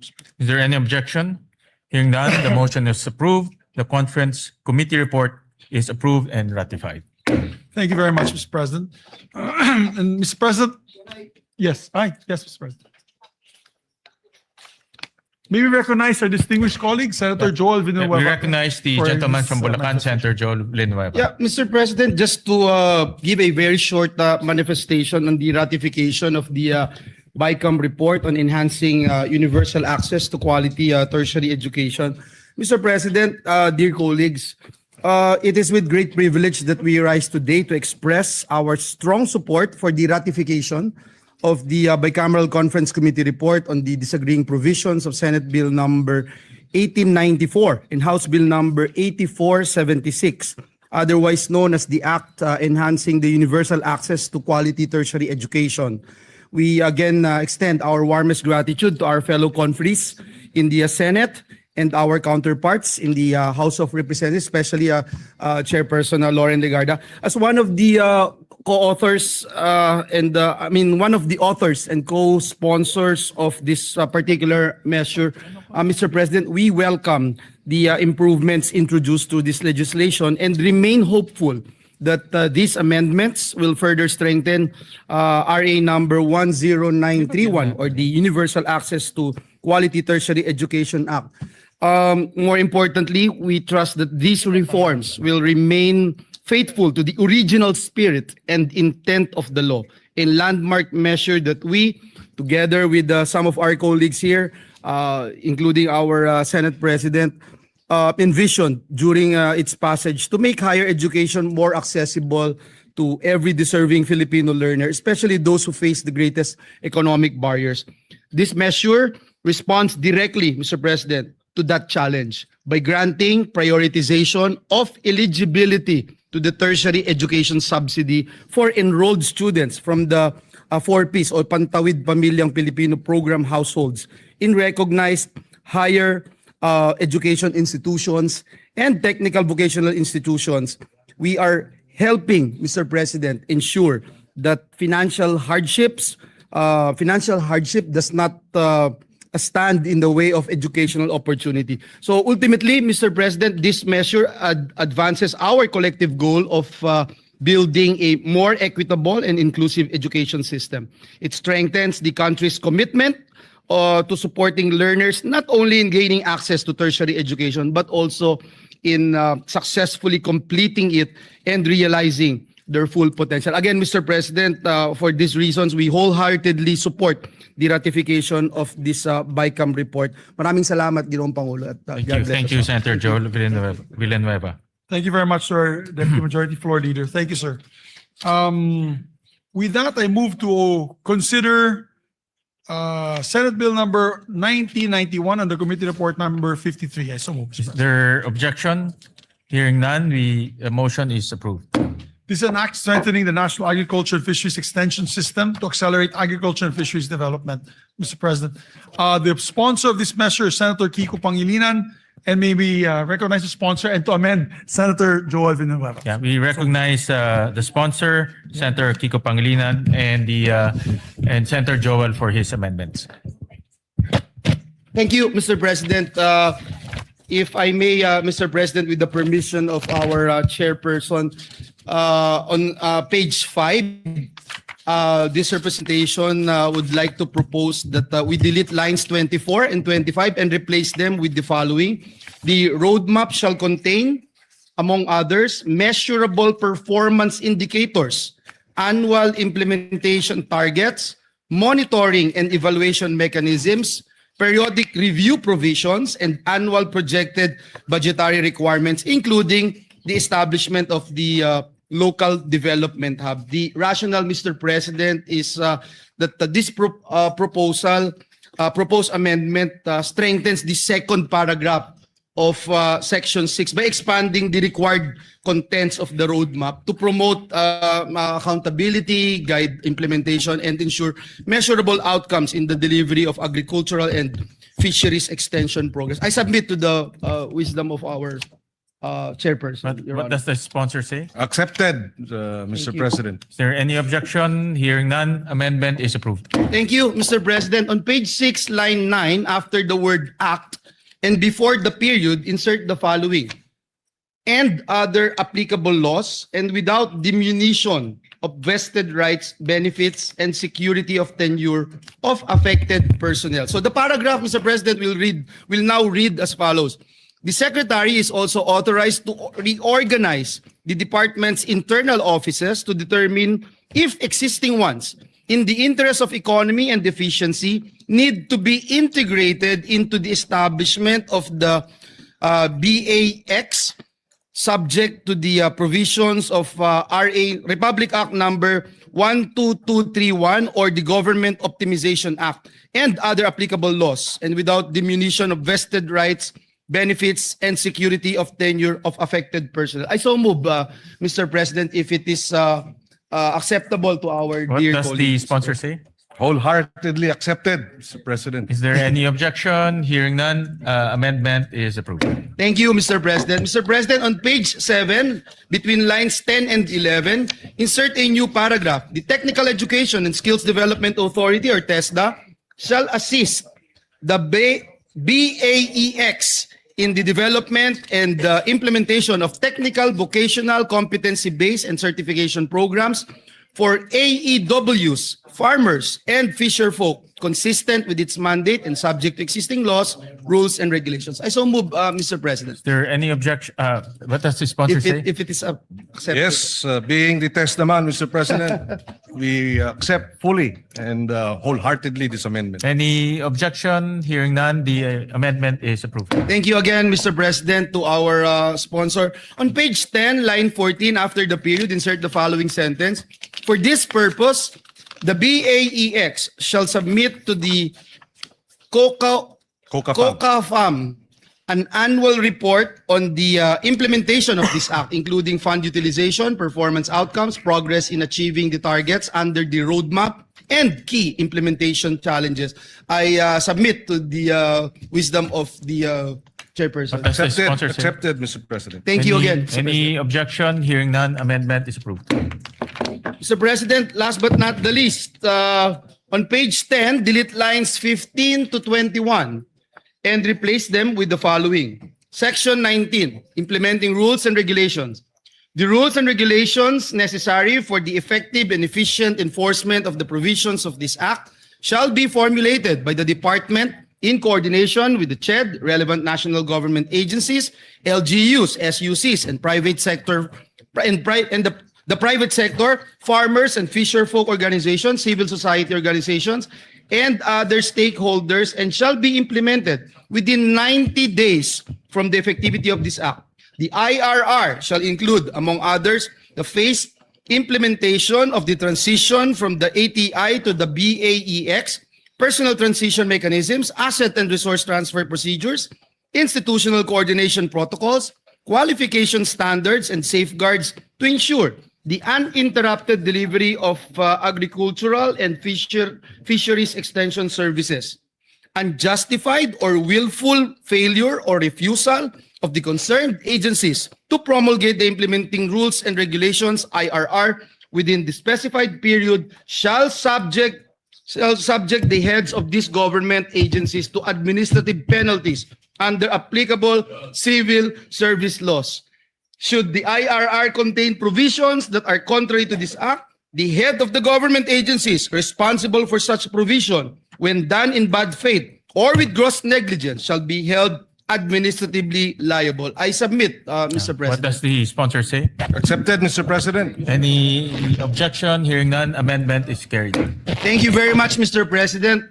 We'd like to put on record our sincerest thanks and gratitude to our distinguished sponsor of the measure. Thank you, Mr. President. Thank you, dear colleague. We'd like to thank Senator Joel for his amendments. Mr. President, with the permission of the majority leader, we just have a few more amendments for this measure. Please proceed. Yes, Section 4, creation of the Bureau of Agriculture Extension, BAEX, first paragraph, on page 3, line 27, between the words agriculture and extension, insert the phrase and fisheries.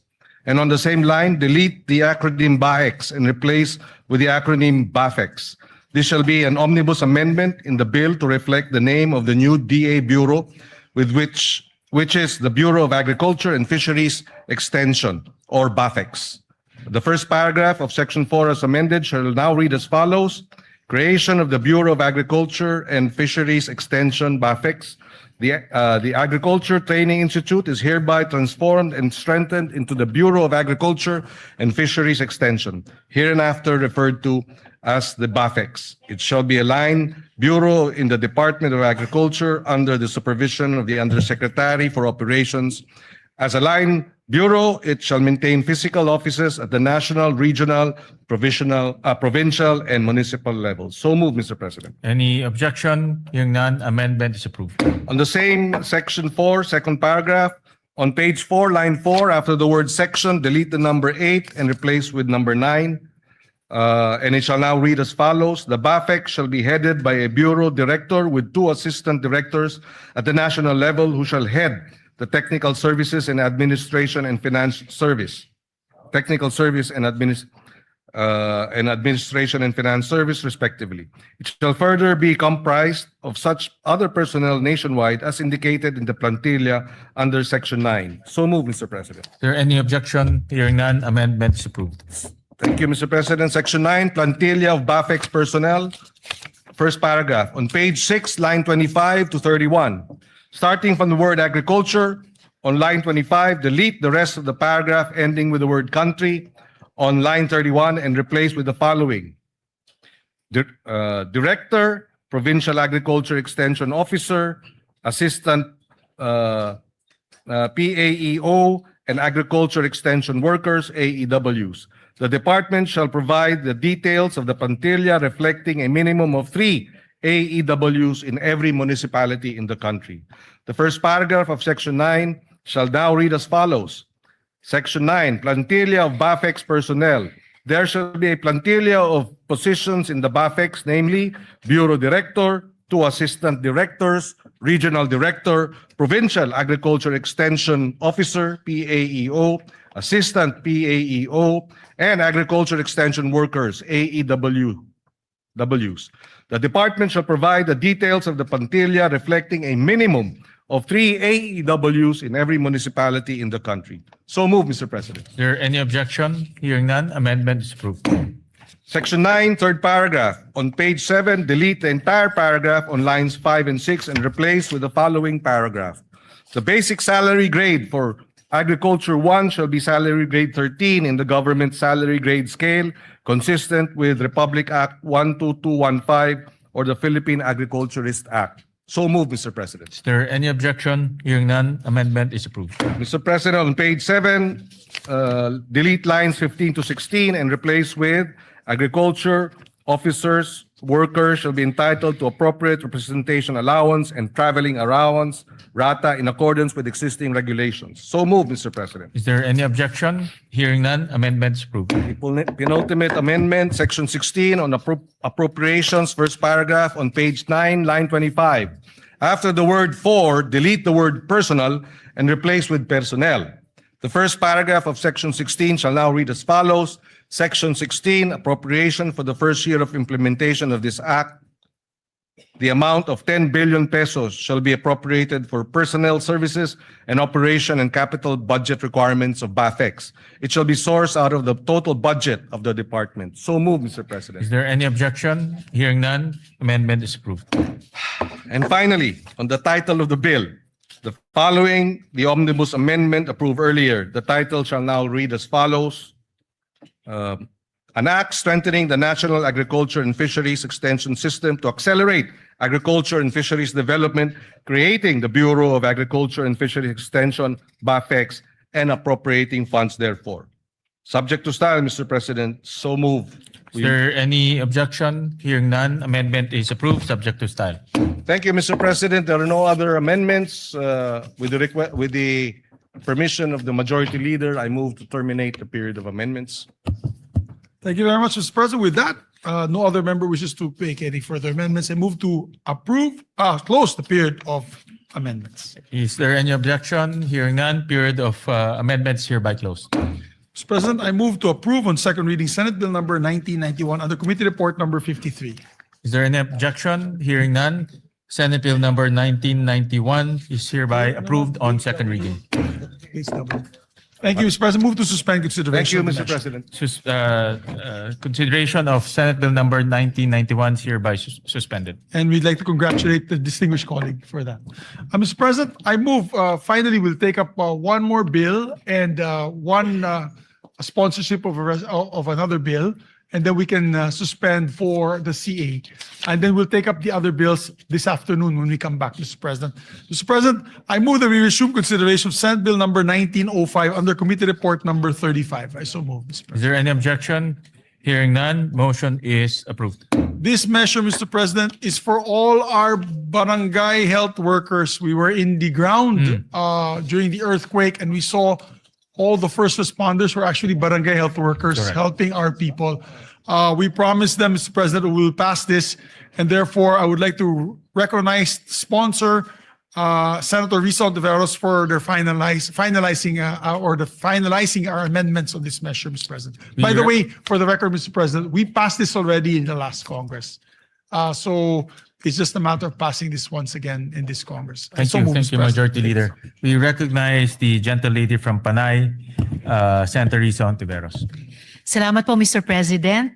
Mr. President, there are no more committee amendments and no colleague has submitted individual amendments for proposal today.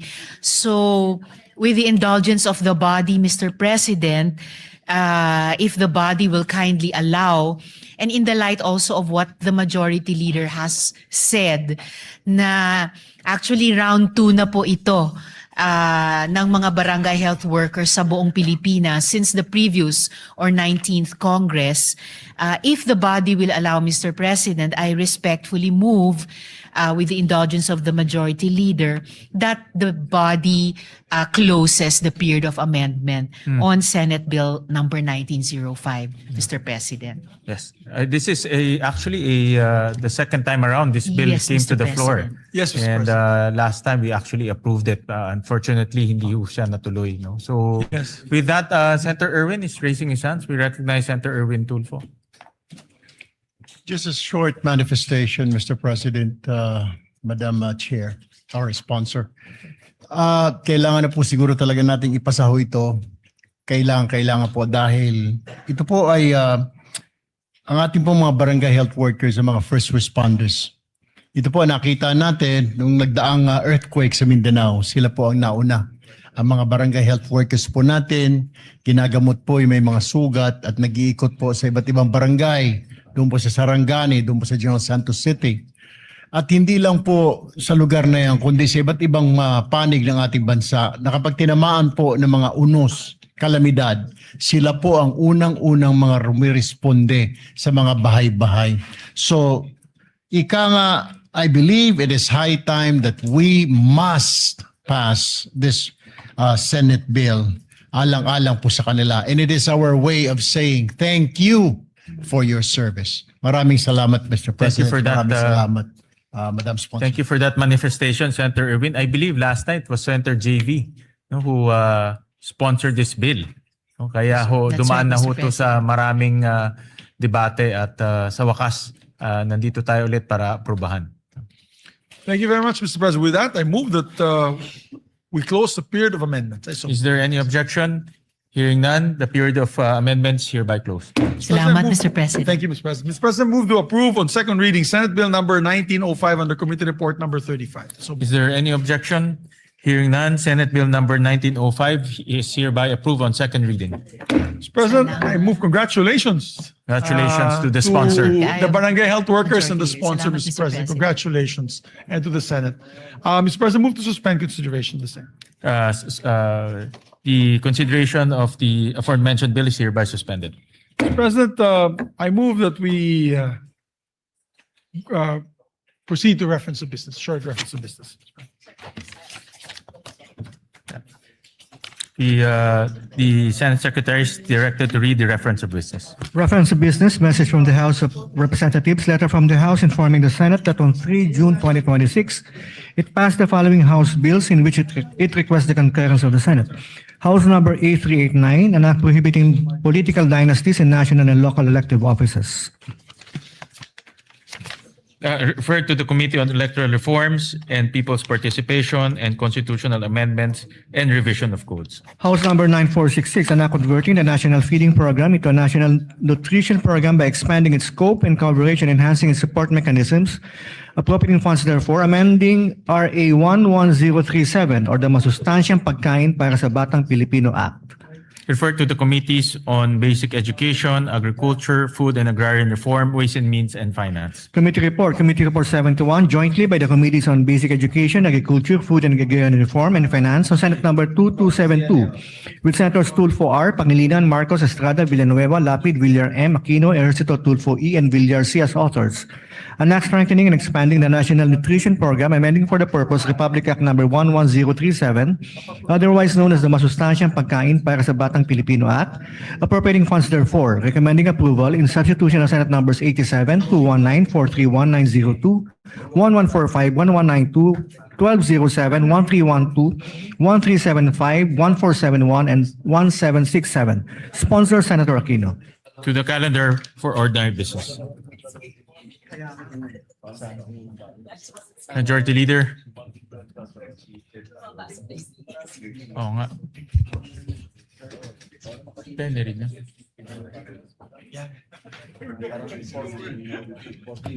Thank you very much, Mr. President. Mr. President, before we recognize our distinguished sponsors of the measure, we'd just like to welcome also to the plenary our dear colleagues from the House of Representatives, members of the Commission on Appointments. We welcome our colleagues from the Commission on Appointments, Excited na po particularly sila. our Excited na po sila. counterparts from the House of Representatives. Yes, thank you, Mr. President. We welcome them with open arms to their House of the Senate, Mr. President. Mr. President, I move that we transfer to the calendar ordinary business special orders, Senate Bill number, it's not in my list, 2272. 2272, Mr. President. I so move. Is there any objection? Hearing none, the motion is approved. Mr. President, I move that we consider Senate Bill number 2272 and ask the Secretary to read the title of the measure. Is there any objection? Hearing none, the motion is approved. Consideration of Senate Bill number 2272 is in order. Under Committee Report number 71, Mr. President. Under Committee Report 71, the Secretary is directed to read only the title of the bill without prejudice to inserting into the records the whole text thereof. An act strengthening, expanding the National Nutrition Program, amending for the purpose Republic Act number 11037, otherwise known as the Masustansyang Pagkain para sa Batang Pilipino Act, appropriating funds therefore. Mr. President, we recognize the sponsor, Senator Bam Aquino, to sponsor the We measure. recognize the gentleman from Tarlac, Senator Bam Aquino. Mr. President, mga kasama, magandang araw po sa ating lahat. The Committee on Basic Education is pleased to present Senate Bill number 2272 under Committee Report number 71, which seeks to amend Republic Act 11037 or the Masustansyang Pagkain parang sa Batang Pilipino Act. Nais po natin pasalamatan ang ating mga kasamahan sa komite, ang EDCOM 2 at ang iba't ibang ahensya na katuwang natin sa pagsulong ng panukalang ito. Sa lahat po, ng mga pangyayari sa Senado sa nakaraang buwan. Ang reformang ito na para sa kabataang nangangailangan at para sa kabataang nagugutom ang isa po sa nakapanghihinayang po talaga na naantala ng ilang linggo. Mr. President, mahalagang tugunan po ang matagal ng issue ng stunting sa kabataang Pilipino. Ayon po sa ulat ng EDCOM 2, sa loob ng 20 taon mula year 2000 hanggang 2020, nananatili ang problema ng stunting sa ating kabataan. Currently, 26.7% of Filipino children under 5 years old are stunted. Ibig sabihin po, isa sa bawat 4 na kabataan ay hindi naaabot ang kanilang tunay na potensyal. They will carry the lifelong burden of undernutrition. Hindi po natin malulutas ang krisis sa edukasyon kung hindi po natin tututukan ang isa sa mga ugat nito, ang kakulangan sa nutrisyon na nagsisilbing hadlang upang epektibong matuto ang mga estudyanteng Pilipino. Ang ating pong panukala ngayon ay hindi lamang isang feeding program. Ito po ay reforma sa edukasyon, isa pong public health strategy at isa pong hakbang sa pagpapaunlad ng human capital ng ating bansa. Meron pong matatag na ugnayan sa pagitan ng nutrisyon at edukasyon. Ang isang gutom na bata ay hindi makakapag-focus. Ang isang malnourished na utak ay nahihirapan na maalala ang pinag-aralan sa eskwelahan. Ang expanded National Nutrition Program na ito ay tutugon sa isa sa pinakamalaking reformang kinakailangan ng ating sistema sa edukasyon. Noong ating pong unang termino, tayo rin po yung nag-sponsor ng RA 11037. Ngunit sa halos isang dekada ng implementasyon, nakita rin po natin ang mga gap o puwang sa sistema. Our goal today is to bridge those gaps through 3 major reforms. Una po, sa ilalim ng ating bagong expanded National Nutrition Program, magkakaroon ng life stage approach mula sa tamang nutrisyon ng buntis na mga nanay hanggang sa mga sanggol, sa mga toddler, hanggang sa mga school-age children, hanggang sa mga kabataan sa high school. Ibig sabihin po, sa lahat ng essential developmental stages ng ating kabataan, meron pong masustansyong pagkain para sa mga nangangailangan. Ginagawa rin po nating universal ang feeding para sa lahat ng batang nasa kinder to grade 3. Ibig sabihin po, lahat ng mga bata sa kinder to grade 3 sa ating public school ay makakakuha ng masustansyang pagkain. Isa po ito sa pinakamahalagang hakbang at pinakamalaking reforma para tugunan ang krisis sa nutrisyon at sisiguraduhin po natin na tuloy-tuloy ang pag-aalaga. Pangalawa, malinaw na accountability at data governance. Nililinaw rin po ng panukalang ito ang mga tungkulin ng DOH, DSWD, DepEd, NNC, DILG at iba't iba pang mga ahensyang patungo sa nutrisyon ng ating kabataan.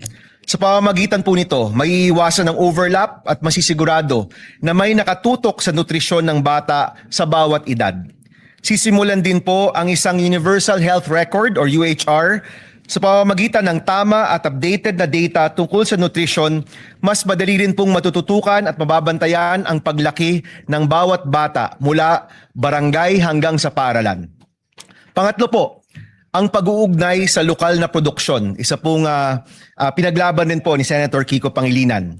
Ang pagtugon sa malnutrition ay tugon din po sa kahirapan ng ating mga magsasaka at mangingisda, ang ating food producers. Bibigyan natin ng prioridad ang freshly prepared hot meals at local procurement.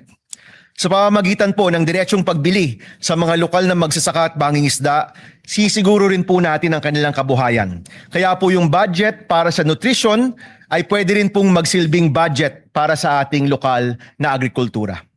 Tulad din po ng ating Classroom Building Acceleration Program or CAP-ACT, maaaring bigyan ng suporta ang mga LGU na merong effective na feeding or nutrition programs. Sila po'y maaaring magkaroon ng bahagi ng pambansang pondo upang maipatupad ang mga nutrition program nila sa kanilang sariling lugar. Mga President, Mr. President, mga kasama, ang nutrition po ay isang long-term investment para sa ating human capital at ekonomiya. Ang mga batang malusog ay mas may pagkakataong magtagumpay sa paaralan, maging produktibong bahagi ng ating workforce at makapag-ambag sa pag-unlad ng ating bansa. Nagbibigay din ang batas na ito ng karagdagang suporta para sa mga vulnerable sectors tulad ng indigenous learners, mga nasa GAIDA or geographically isolated and disadvantaged areas, mga batang may kapansanan at mga buntis na mag-aaral. Gaya po ng iba nating mga reforma sa edukasyon, inaasahan ko po ang inyong suporta upang masiguro na wala ng batang Pilipino ang uuwi na gutom o mahihirapang mag-aral dahil sa kubukulong sikmura. Simulan po natin ang pag-unlad ng ating bansa sa pinakapundasyon, isang batang Pilipinong busog, malusog, at handang matuto. Maraming salamat, Mr. President, mga kasama. Magandang araw po sa inyong lahat. Maraming salamat, Senator Bam, at maraming salamat at meron tayong ganitong batas para pumalutas po natin ang malnutrisyon sa ating bansa. At maraming salamat at binibigyan mo ng importansya ang kalusugan ng ating mga mag-aaral. Thank you, Mr. President. One of our principal authors and sponsors would like to also sponsor. We recognize distinguished colleague Senator Joel Villanueva. Yeah, we recognize Senator Joel Villanueva. Thank you very much, Mr. President, distinguished Majority Leader. Ginoong Pangulo, distinguished colleagues, it is an honor to co-sponsor Senate Bill number 2272 or the Expanded National Nutrition Program Act, strengthening and expanding Republic Act number 11037 or the Masustansyang Pagkain para sa Batang Pilipino Act. As one of the authors of this particular measure, having filed Senate Bill number 1145, we'd like to put on record our sincerest thanks and gratitude to the sponsor of the measure, our chairperson, Senator Bam Aquino, for pushing for this timely amendments to the law. Ginoong Pangulo, kapag po ang isang batang Pilipino ay pumapasok sa paaralan na wala pong laman ang sikmura, hindi lang po tiyan ang walang laman, unti-unti rin pong nauubos ang kanyang pag-asa. Because before a child can dream, before a child can learn, before a child can succeed, he needs to be fed and nourished. According to UNICEF, Mr. President, nearly 1 in every 3 Filipino children under 5 years old is chronically malnourished. Sa BARM nga po, umaabot pa raw po sa 45.2% ang stunting rate ng mga bata. Mas mataas pa po ito, Ginoong Pangulo, sa nakakaalarma ng 28.8% na stunting rate ng buong bansa. Habang tayo po ay narito ngayon sa bulwagang ito, may batang Pilipinong pumapasok sa paaralan na tubig lang ang laman ng kanyang tiyan. May batang hirap na mag-concentrate sa klase dahil siya po ay gutom. At may mga magulang na pinipiling huwag kumain para lang may maihain naman para sa kanilang mga anak. Mr. President, the 2022 PISA results also showed that more than 1/3 Filipino students reported not eating at least once a week because of financial hardship. Hindi po simpleng statistics ito, Ginoong Pangulo. Mukha po ito o mukha po iyan ng batang nahihilo sa classroom. Mukha po yan ng batang unti-unting na pag-iiwanan. Hence, Mr. President, we fully support this measure which recognizes that hunger is not really a food problem. It is an education problem. It is a health problem. It is a poverty problem. Mr. President, distinguished colleagues, the true measure of a nation is how it treats its children. Kung gusto po nating magkaroon ng matatag na ekonomiya, dekalidad na edukasyon at produktibong mamamayan, magsimula po tayo sa pinakapayak ngunit pinakamahalagang pangangailangan, ang masustansyang pagkain. Kaya naman po sa panukalang batas na ito ay laban po ito sa kontragutom, laban kontra gutom, laban kontra stunting, laban kontra kahirapan at laban para sa kinabukasan ng bawat batang Pilipino. Naniniwala po tayo, Ginoong Pangulo, na kapag busog ang bata, mas malakas at mas ganado po siyang mangarap. Mas handa po siyang matuto at mas handa po siyang lumaban sa buhay. At kapag ang batang Pilipino ay lumaking malusog, ang buong bayan po ang aangat. Dahil walang batang Pilipino ang dapat matulog na gutom at walang batang Pilipino ang dapat mangarap ng walang laman ng tiyan. Muli, Ginoong Pangulo, maraming salamat at pagpalain po tayong lahat ng ating Panginoong Diyos. Maraming salamat, Senator Joel Villanueva. We recognize the gentleman from Pampanga, Senator Kiko Pangilinan. Maraming salamat, Mr. President. Just a quick manifestation. We will submit our co-sponsorship speech for this measure. We congratulate Senator Bam Aquino for marshalling this through. Nung nakaraang dalawang kampanya po natin ay pagkain at gutom ang ating tinututukan. Kaya ito'y isa sa mga mahalagang panukalang batas na dapat lamang ay maipasa kaagad. Isang pondo, Mr. President, 4 ang tinutugunan. Kahirapan, kalusugan, edukasyon, at agrikultura at pangingisda, Mr. President. 4 ang tinutugunan, 1 pondo, Mr. President. Hindi lang gutom ng ating mga kababayan, ang ating mga anak, pati ang gutom ng ating mga magsasaka at mangingisda na maibenta ng tama ang kanilang ani at huli para gumanda ang kanilang kita, matutugunan din ng panukalang ito. Kaya we will submit our co-sponsorship speech, and we thank Senator Bam Aquino for marshalling this measure. Maraming salamat, Mr. President. Thank you. very much. We also recognize the gentleman from Palawan, Senator Erwin Tulfo. Mr. President, distinguished colleagues, I rise today to manifest my full support on Senator Bam Aquino's bill and formally co-sponsor the bill on the expanded National Nutrition Program under Committee Report number 71. Section 15, Article 2 of our 1987 Constitution explicitly mandates that the state shall protect and promote the right to health of the people.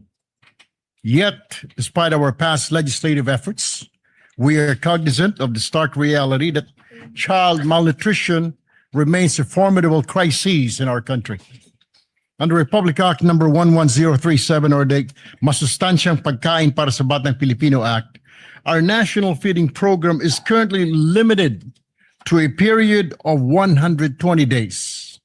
Mr. President, this is simply insufficient to sustain the nutritional requirements of our growing children from prenatal period to their school age years.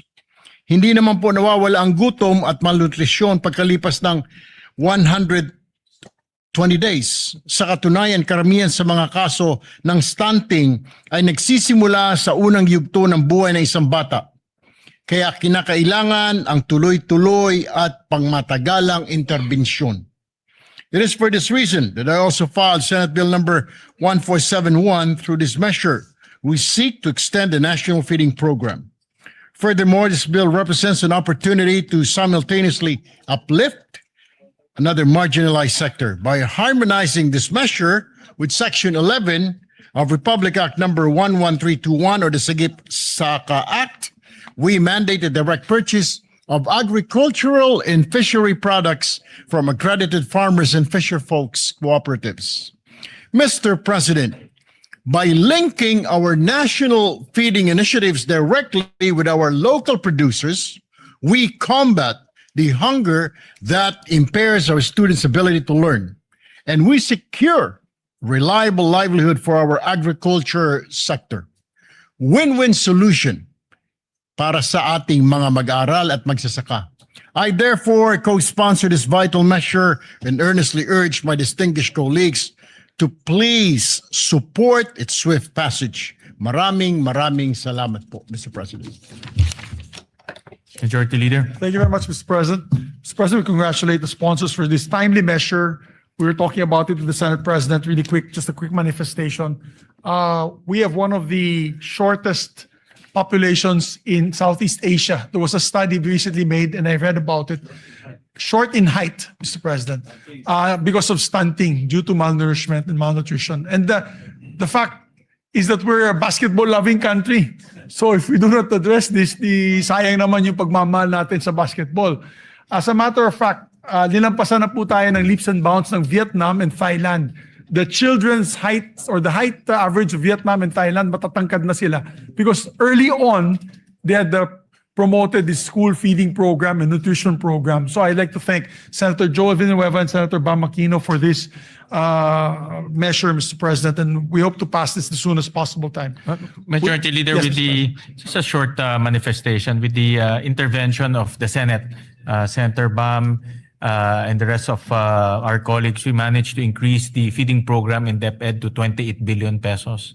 So right now, ang target this year is to have universal feeding for kindergarten, grade 1 for 180 days. No? So araw-araw mapapakain na sila. And this bill bodes well with that budget because we need to institutionalize that. No? And kaya timely ho itong bill na ito para ma-institutionalize yung budget na inilagay ho natin. No? Thank you. Thank you very much, Mr. President. We need to do this and act on this measure with haste. Mr. President, I move to suspend consideration of the measure to allow our colleagues to study the measure further. Is there any objection?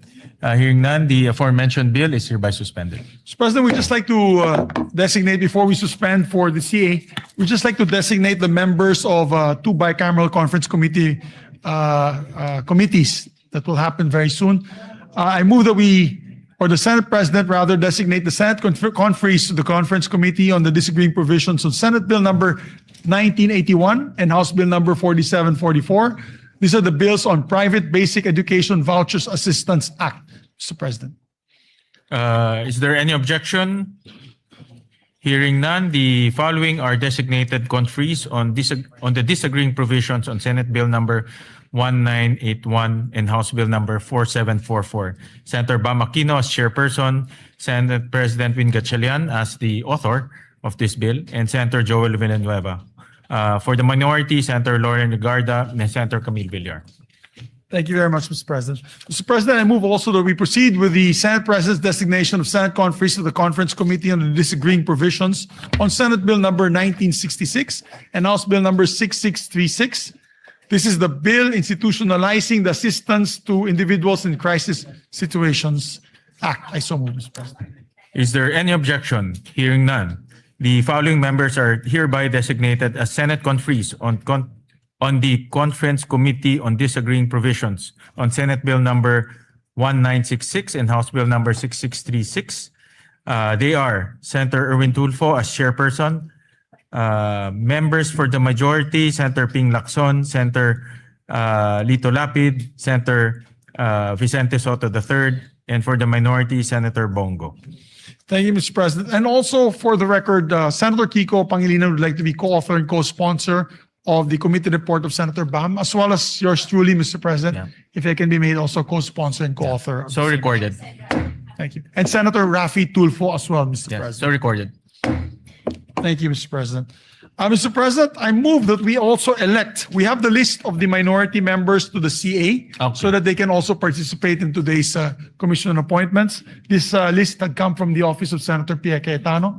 Mr. President, I move that we elect the following senators as members of the commission appointments on the part of the minority: Senator Rodante Marcoleta, Senator Christopher Bongo, Senator Aimee Marcos, Senator Lauren Legarda, and Senator Jinggoy Estrada. I so move. Is there any objection? Hearing none, the motion is approved. And also, Mr. President, pursuant to Article 6, Section 17 of the 1987 Constitution, I move to elect the following members to the Senate Electoral Tribunal on the part of the minority: Senators Pia Cayetano and Senator Robin Hood Padilla. I so Is move. there any objection? Hearing none, motion is approved. With that, Mr. President, I move to suspend session until 3 o'clock in the afternoon to allow us to have our Commission on Appointments hearings this afternoon, Mr. President. I so move. Session is suspended.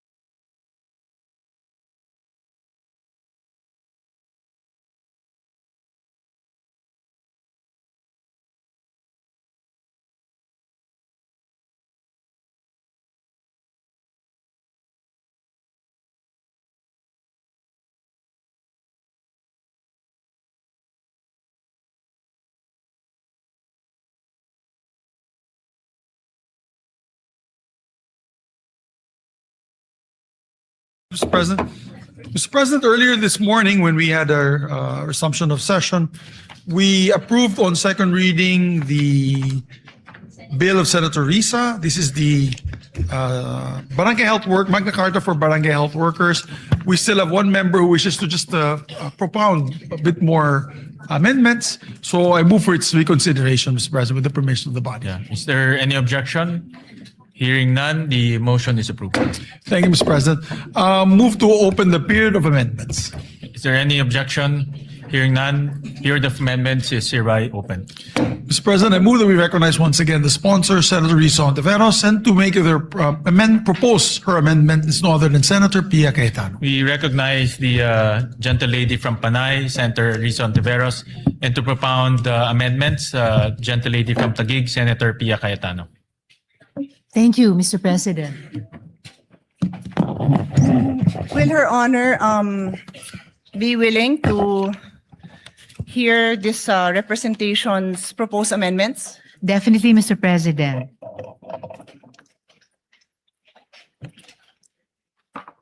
Thank you, Mr. President, because earlier this morning, Her Honor put on record that no amendments were submitted. None may have been submitted, but our name is on the list to propound amendments. So thank you to the Majority Floor Leader who was gracious enough to allow us to still propose our amendments. You're welcome, Mr. President. I made a No, record earlier I that thank there the were... Majority Floor Leader, not Her Honor, because Her Honor Oh. closed the period of amendments despite our name being there. Well, Mr. President, just to reiterate, in this morning's session of the special session, I made of record that there were no more committee amendments and no other colleagues had submitted proposed individual amendments. And I said repeatedly more than once that if the body allows, that I would respectfully move to close the period of amendments. And that is also why, Mr. President, this afternoon, when the Majority Leader asked me on behalf of the gentle lady from Taguig and Pateros to reopen, I readily agreed. Because my interest, like any other member of the chamber, is to move our bills forward.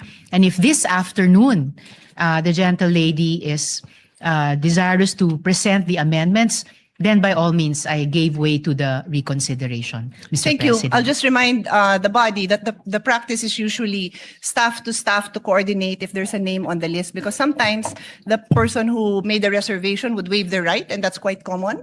Or sometimes they would submit their amendments, or sometimes they would ask for a later time. So on that note, I'm ready to proceed. Yes, Mr. President. On page 1, line 14, after the word services, delete the period and add a comma, then insert the phrase, thereby advancing the Philippines' commitment under the United Nations 2013 Agenda for Sustainable Development, parenthesis, SDG, close parenthesis, particularly SDG 1, parenthesis, no poverty, close parenthesis, SDG 3, parenthesis, good health and well-being, close parenthesis, and SDG 10, parenthesis, reduce inequalities, close parenthesis. We submit, Mr. President. Mr. President, that sounds very all right, and in principle, I'm ready to accept that. May I just request, I don't have a copy of the proposed amendments, so I can be guided in accepting these proposed amendments, Mr. President. If the staff of the gentle lady could also provide my staff a copy so we can be guided, Mr. President. Maybe request the staff of Senator Pia there's a guide so Senator Risa can follow the amendments, or we can just flash it. Maybe we Yes, can. thank you, Mr. Yeah, if President. we have something that we can I flash. think it would be best to flash so Yeah. everyone can follow. Yeah.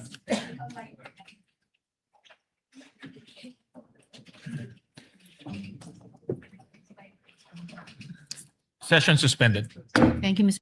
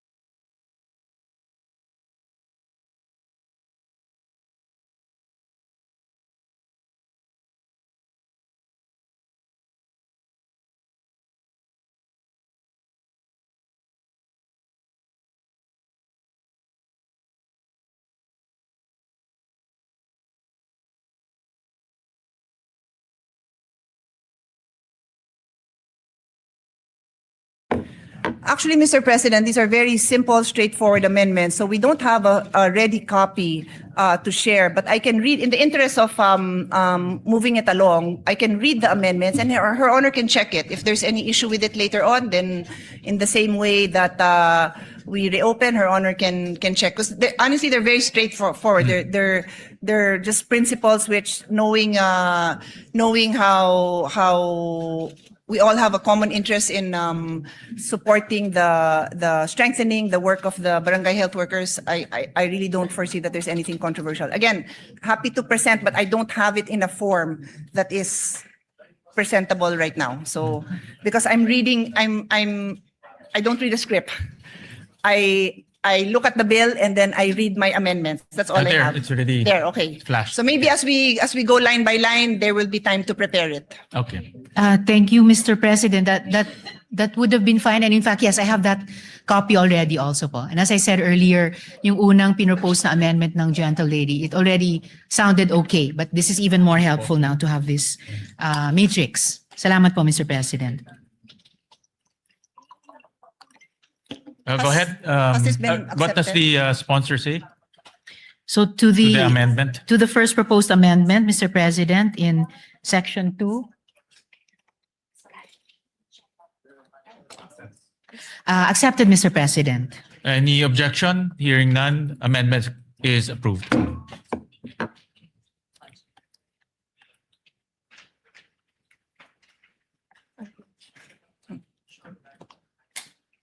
Next amendment, Mr. President, is on page 2, line 3. After the word development, insert the sentence. The state further recognizes that BHWs are critical drivers in achieving the SDGs as they serve as the primary health safety net for the most vulnerable, marginalized, and far-flung communities. We submit, Mr. President. Accepted, Mr. President. Any objection? Hearing none, amendment is approved.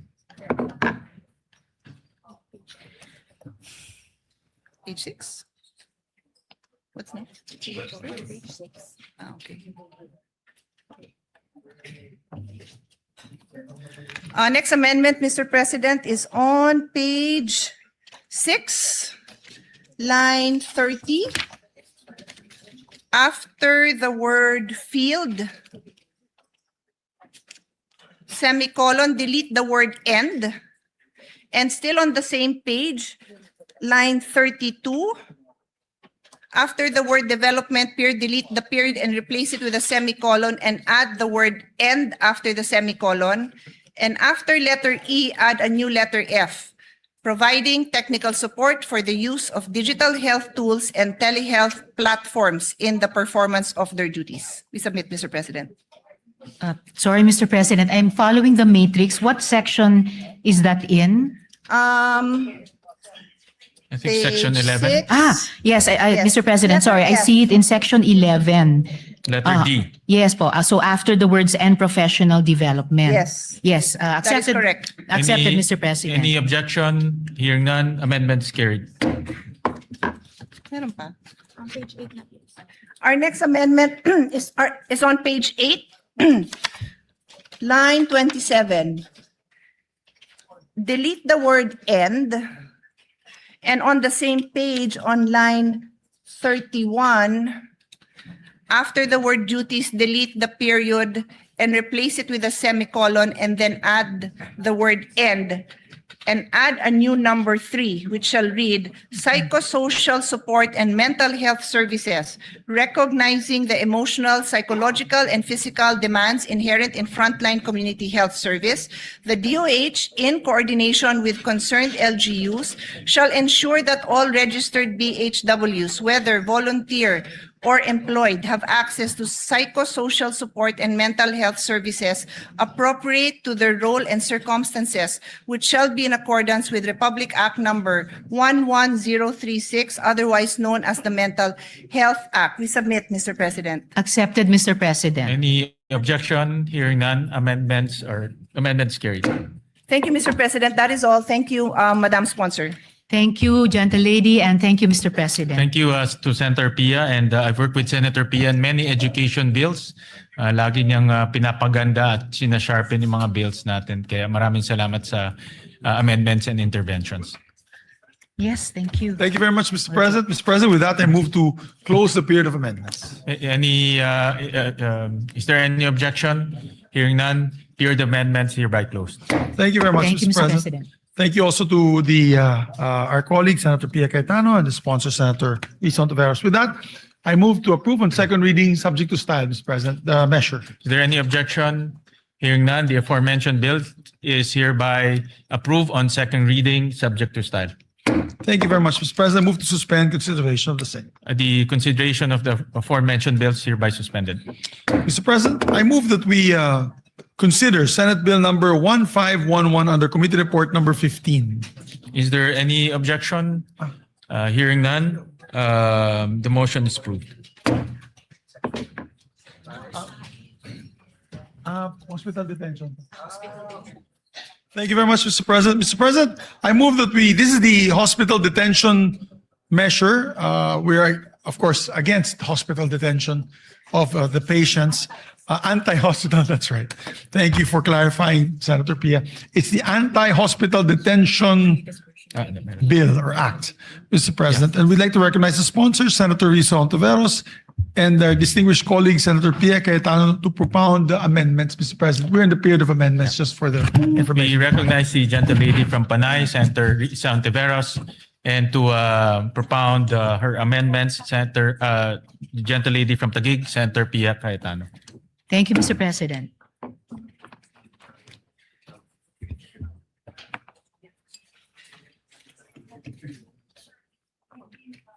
Thank you, Mr. President. For the information of the body and to remind the sponsor, when we were in the period of interpellation, this representation agreed that we close the period of interpellation on the condition that we would be able to propound questions during the period of amendment to help us formulate the proper amendments and to also enlighten the body on the issues, because for the record, this bill amends the law that this representation sponsored 15 years ago. So I also congratulated the sponsor during my first amendment that the first time I made amendments, that it is high time that we review this. So I'm supportive of this, but I just need to be able to propound these clarificatory questions, because I hope the body will engage with us, because I think it requires a whole of body approach in solving this issue. Because the next issue I'm going to take up might have a very big impact on the financial constraints of government. So if with her honor's permission, can I proceed? Yes, Mr. President. So we will start now on section 2, which is, Just to put everyone on the same page, we provided a clean copy to the body dated May 19. So, Yes, Mr. President. so that will be the base bill that we'll be referring to. okay. So I would like to bring the body up to speed. No, the current law requires that there is a promissory note that is executed by the patient, and the reason for this, dear colleagues, is because a lot of the private hospitals, they do not have endless cash flow. They are also running a business. Karamihan po niyan mga single proprietary owners na mga doktor mismo, and they also have to pay for their staff, for their lab technicians, for they have to cover all the investments they made, the purchases of their equipment, etc. So the reason that the law requires a promissory note, kasi hindi naman din kayang saluhin ng mga private hospitals yung yung hospital bill ng mga pasyente. Sino magbabayad, di ba? I mean, common sense po sa lahat ng kahit sari-sari store ka, kahit anong negosyo mo, at some point somebody has to pay the bills. So ang law natin as it stands may promissory note, but the proposed amendment of the sponsor is provided that no promissory note shall be required of indigent patients who have been endorsed by the Medical Social Services Office of the hospital, medical clinic, or any similar facility to the Department of Social Welfare and Development. Provided further that those patients who are partially recovered shall sign a waiver undertaking that they are assuming the risk of the consequences for requesting for discharge despite having not fully recovered. So ang question po natin sa sponsor natin, magkano po ang impact nito sa ating private hospitals na wala ng promissory note? Magkano ba ang normal? Her Honor can answer in any way she would like based on the data that she has.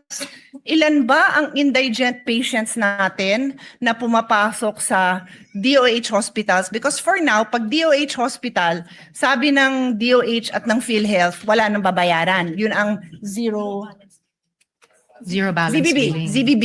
Zero, I was gonna say zero sum, parang iba namang concept yun. Zero balance billing, ZBB. So yan ang DOH hospitals. And then, na-cover na ba yung LGU hospitals? Hindi pa? Hindi pa po, parang nagpa-pilot na lang. Okay, so yung question natin when this was first brought up, I think we were deliberating the budget. Alam ni Senate President yan kasi siya yung chairman ng ating Committee on Finance. Yung question is, paano naman yung mga LGU hospitals? Kasi if you are a patient, you do not even distinguish between a DOH hospital and an LGU hospital. Basta you will go to a hospital that is near you and that can take care of you. So hirap na hirap yung mga mayor na masabi sa pasyente na, ay hindi ka namin covered kasi hindi kami DOH. LGU, yung pasyente, ha?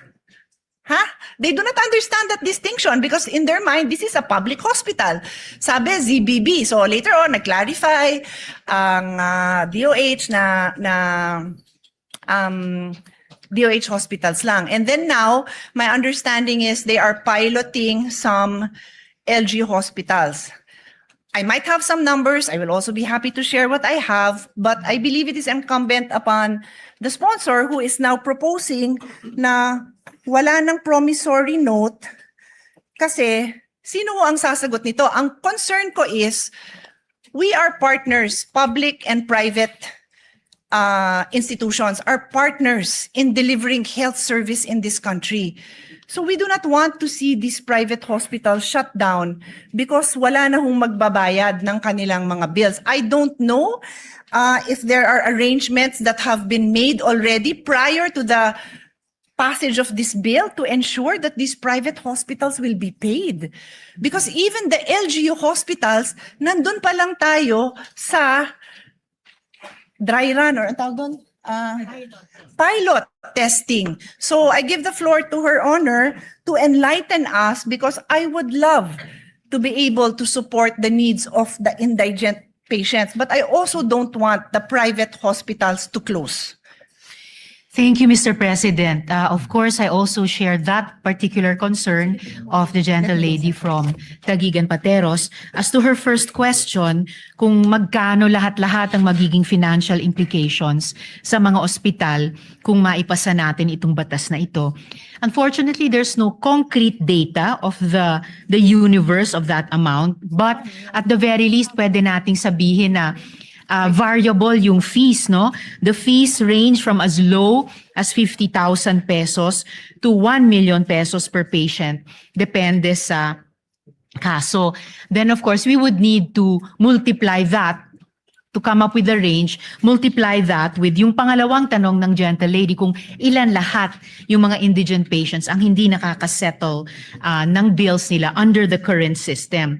And before I go to ano yung kapalit ng current system proposed in this bill, I would just like to note, Mr. President, na because of this concern being raised by the gentle lady, kaya alam ko rin po na Senator Joel will also propose amendments in terms of transparency of billing and charges dahil sa cost variability na ito. Alright, then dako na po ako, Mr. President, sa kung hindi na magpapatuloy yung kasalukuyang promissory note system, ano naman naman ang kahit papaanong mga garantya o reassurance sa mga ospital na they will be eventually paid. The bill proposes at least 5 which may be used either singly or in combination with each other. So the promissory note or yung katumbas ng promissory note shall be secured by any or a combination of the following: a mortgage over real or personal property of the patient, a relative, or a co-maker. B, a guarantee of a co-maker who shall be jointly and severally liable. C, a deed of assignment. Dito, importante, Mr. President, gentlelady, yung papel ng mga government financial institutions. A deed of assignment of the loan proceeds or benefits entitlement from the Social Security system or the government service insurance system in case the patient is an active member thereof. D, a guarantee letter from the Philippine Charity Sweepstakes Office, and in the case nga po of indigent and financially incapacitated patients, a guarantee letter from the Department of Social Welfare and Development or the Department of Health. So, at least in the interim, Mr. President, between when dapat ma-discharge na yung indigent patient kahit may balanse pa siya sa bill and the time na mako-compensate nga yung ospital, ito po yung nakitang mga kapalit na mala promissory note o garansya para sa kanila, Mr. President. Mr. President, perhaps the sponsor can enlighten me because with all due respect, yung binasa niyo po is Section 2, which states the promissory note shall be secured by any or a combination of the following. Yun ang binasa nyo. So this is, the promissory note will be secured by these items, yung inisa-isa nyo. What you told me is ito yung mga kapalit ng promissory note. Hindi ho yan ang nakasulat sa bill ninyo, Mr. President.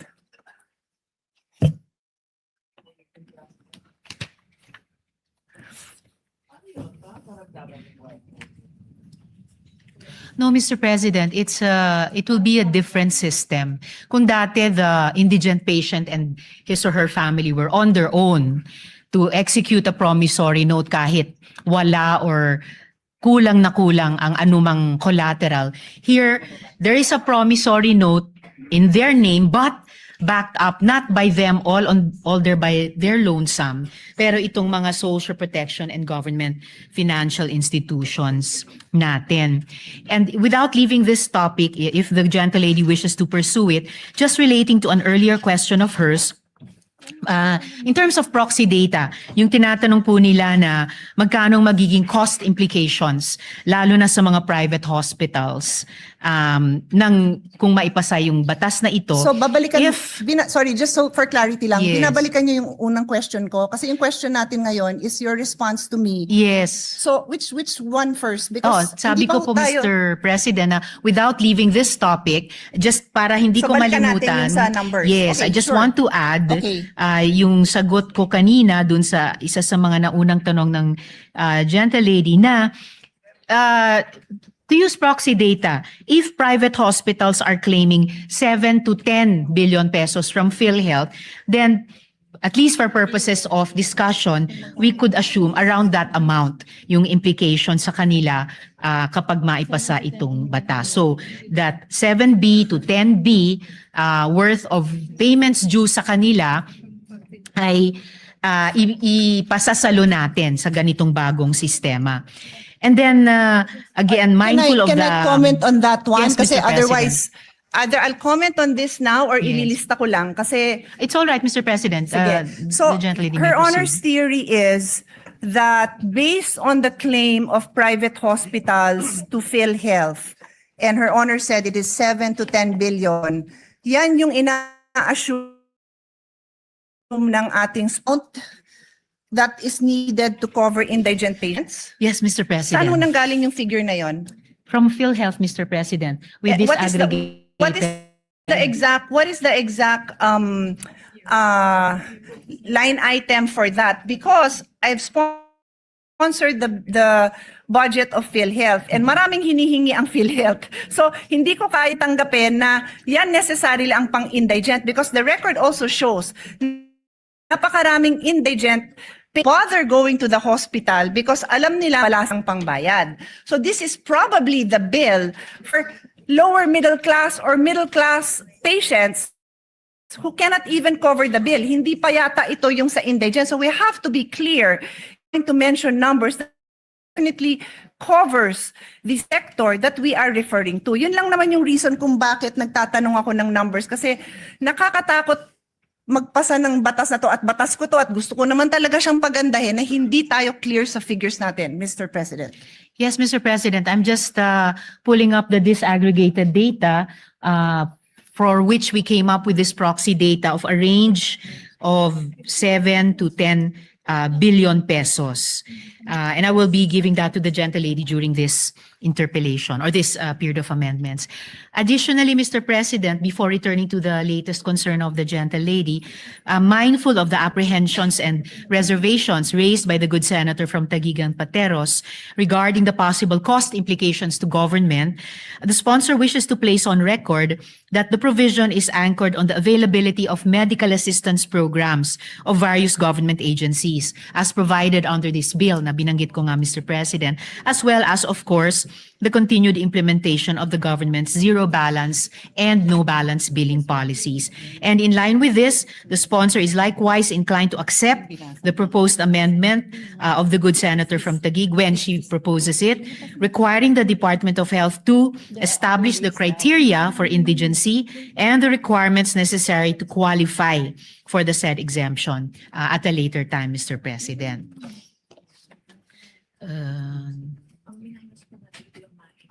So the latest concern of the gentlelady was So Her Honor made a statement that there are other ways the bill intends to support the indigent patient. And Her Honor mentioned letter A, B, C, D, E. Sabi nyo, 5 po yun. Ang sinasabi ko po sa inyo, kindly educate me because yung sinabi nyo, wala yan sa bill. Ang naka-enumerate dyan na 5 items are,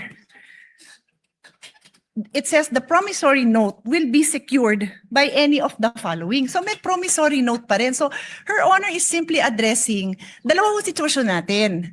Sino ang kailangan magbigay ng promissory note at based dun sa dito sa amendment nyo, the indigents will no longer be required to execute a promissory note. Tapos dinagdag nyo, pero ito yung mga pwede nilang gawin. Wala nga ho yun. Yung sinabi nyo, wala sa bill nyo. Ang nasa bill, yung mga 5 items that are used to secure a promissory note. So that covers the people who need to pay a promissory note. So Her Honor has to clarify this because it's not, what she's saying is not in the bill. actually, Mr. President, it is in the bill. In fact, in answering this question, nag-take off po ako dun sa page 3, line 17, section 2, na quote ng gentlelady from Taguig and Pateros. And kaya tinalakay ko po yun na in lieu of the current promissory note system, it's still called the promissory note here, pero hindi na po yung solong mga collateral o ano pa mang meager resources na meron yung indigent patient or family ang magsisecure niyan. Ang magbaback up na po nun ay yung mga social protection agencies at saka government financial institutions natin tulad ng SSS, GSIS, PCSO, DSWD, DOH. So in effect, Can Her the Honor promissory specific- note, if I may just complete Yeah, sure. this last sentence, the promissory note will no longer be issued by their lonesome nga po ng indigent patient and family, then bahala na sila sa buhay nila kung paano i-honor. In a way, it will be for the benefit of the hospital na mayroong, hindi yung mahirap na iyon, pero may government institutions na nagsisiguro sa kanila na you will be paid, Mr. President.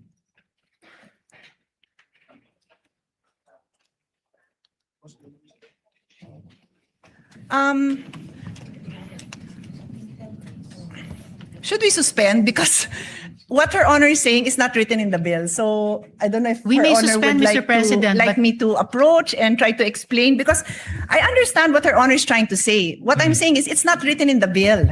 Mr. You President, can we ask may your suspend. staff because it's not written in the bill. We may suspend, Mr. President, but it is actually written in the bill, and I was Kindly read quoting it, the gentlelady kindly read it when I into the responded to her record. question. Then read it into the record, because yung binanggit niyong 5 items, nandyan nakasulat yan.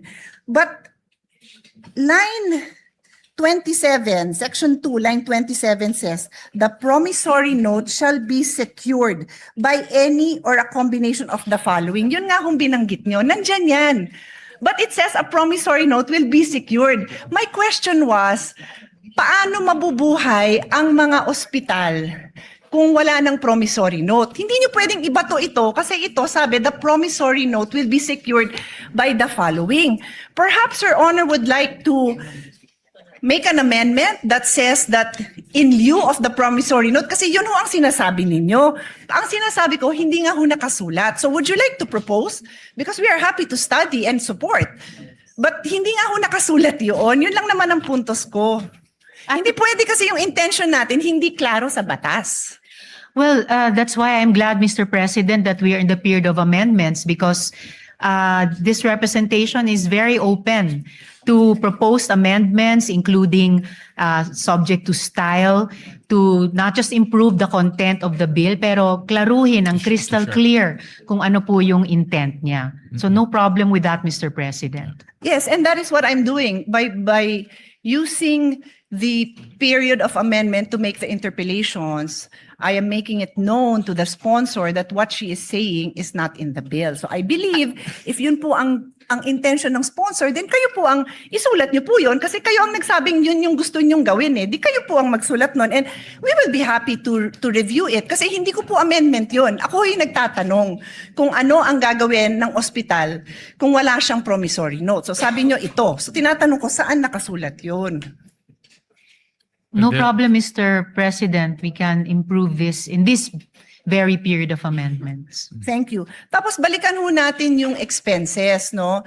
I can suspend and Her Honor can look at her numbers because I will also be presenting numbers. Her Honor also mentioned 50K to 1 million per patient.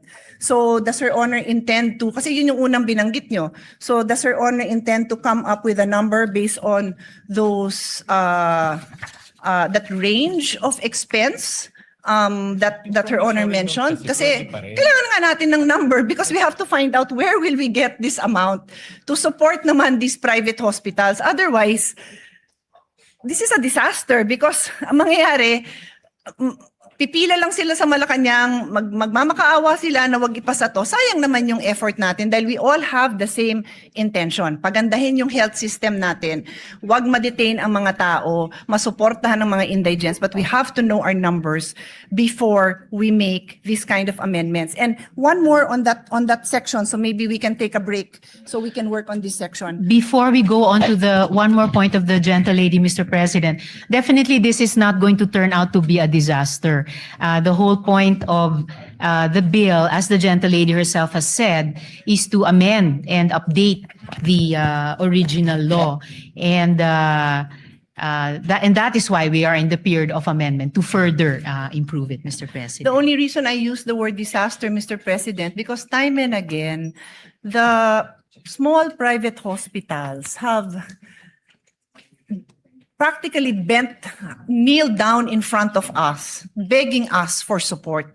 So pag pinasa natin to, hindi dahil sa hindi natin kinonsider yung burden sa kanila, then disaster yun para sa kanila. At kung disaster yun para sa kanila, disaster yun sa healthcare system natin because we are partners. Yun lang naman ang sa akin. We are partners, public and private. May mga lugar, and again, the Senate President is listening intently. Thank you because alam nyo din to.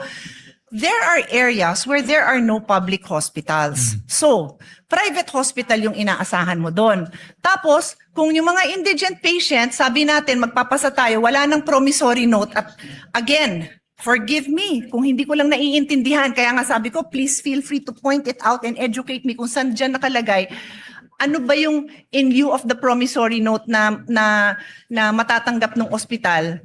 Kasi, Kung wala, mababaon sila sa utang, magsasara sila. And that threat has happened many times. Alam ni Senate President yan. Ilang beses yan hindi lang nag-threaten. Some of them really closed. During the pandemic, they closed because PhilHealth was not fast enough to reimburse them for the expenses that they incurred during the time. Marami hong nagsara.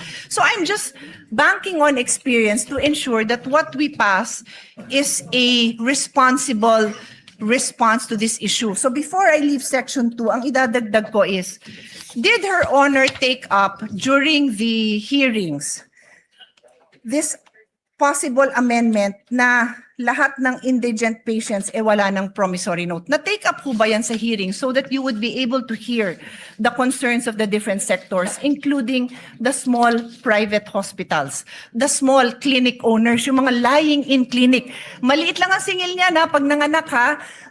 I'll try to pull out that number. It's not a huge amount because it's just a lying-in clinic, overnight pag nanganak.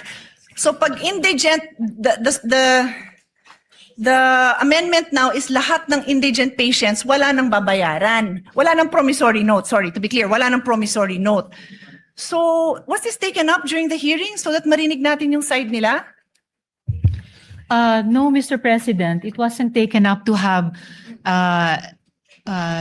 no promissory notes. The change, Mr. President, was that, as I mentioned earlier, hindi na po mag-isang mag-i-issue ng promissory note ang mahirap, kahit sapilitang magkakabit siya ng kakarampot na nga na pagmamayari niya bilang di umanong collateral.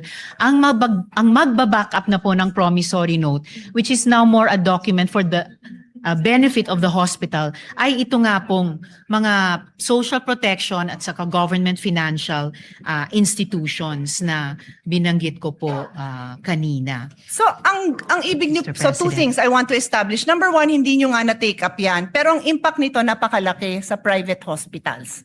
Wala silang chance na marinig ang side nila kasi hindi yan na-take up during the hearing. Ang sa akin naman po, I understand, no? May liberty naman po tayo mga parliamentarians na ma-take up sa floor ang mga iba-ibang amendment. Naintindihan ko naman po yun. Pero pag napakabigat nung impact, it's either na-take up yan sa hearing or bibigyan natin sila ng time na mabigay din nila yung posisyon nila dito. Kasi sobrang laki talaga ng impact sa kanila. Please give me the number of private hospitals. 864.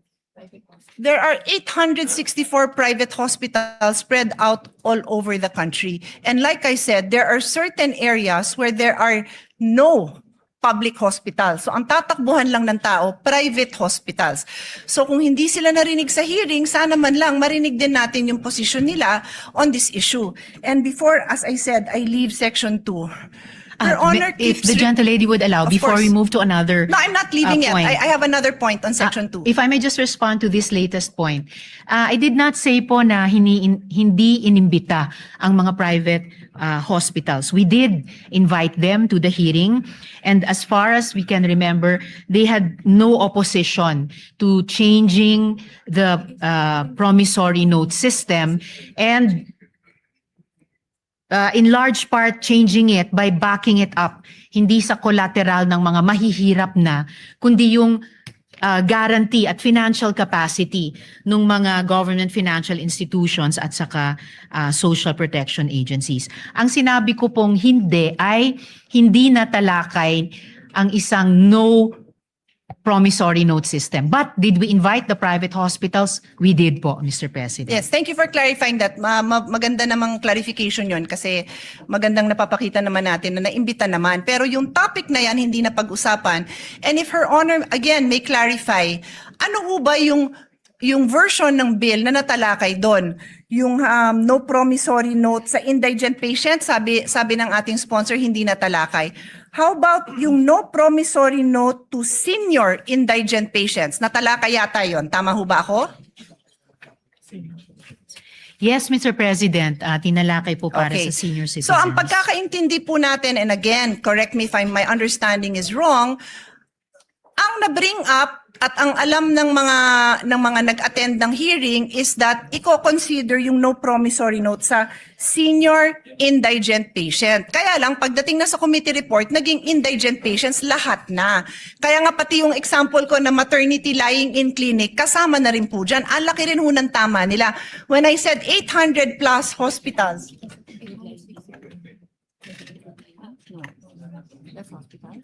yung sinabi kong 864 na establishments, mga hospital po yun. Hindi pa kasama dyan yung lying in. Baka mas marami pa.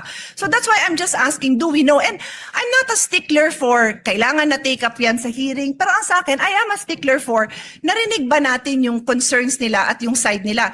If merong mag-advocate for them here, that's okay. If the sponsor has information that can assure us that protected din naman yung interest nila, that hindi naman sila mababankrupt, open naman din po tayo doon. That's the only reason I bring it up, Mr. President. Now, Yes, Mr. President, I do appreciate that.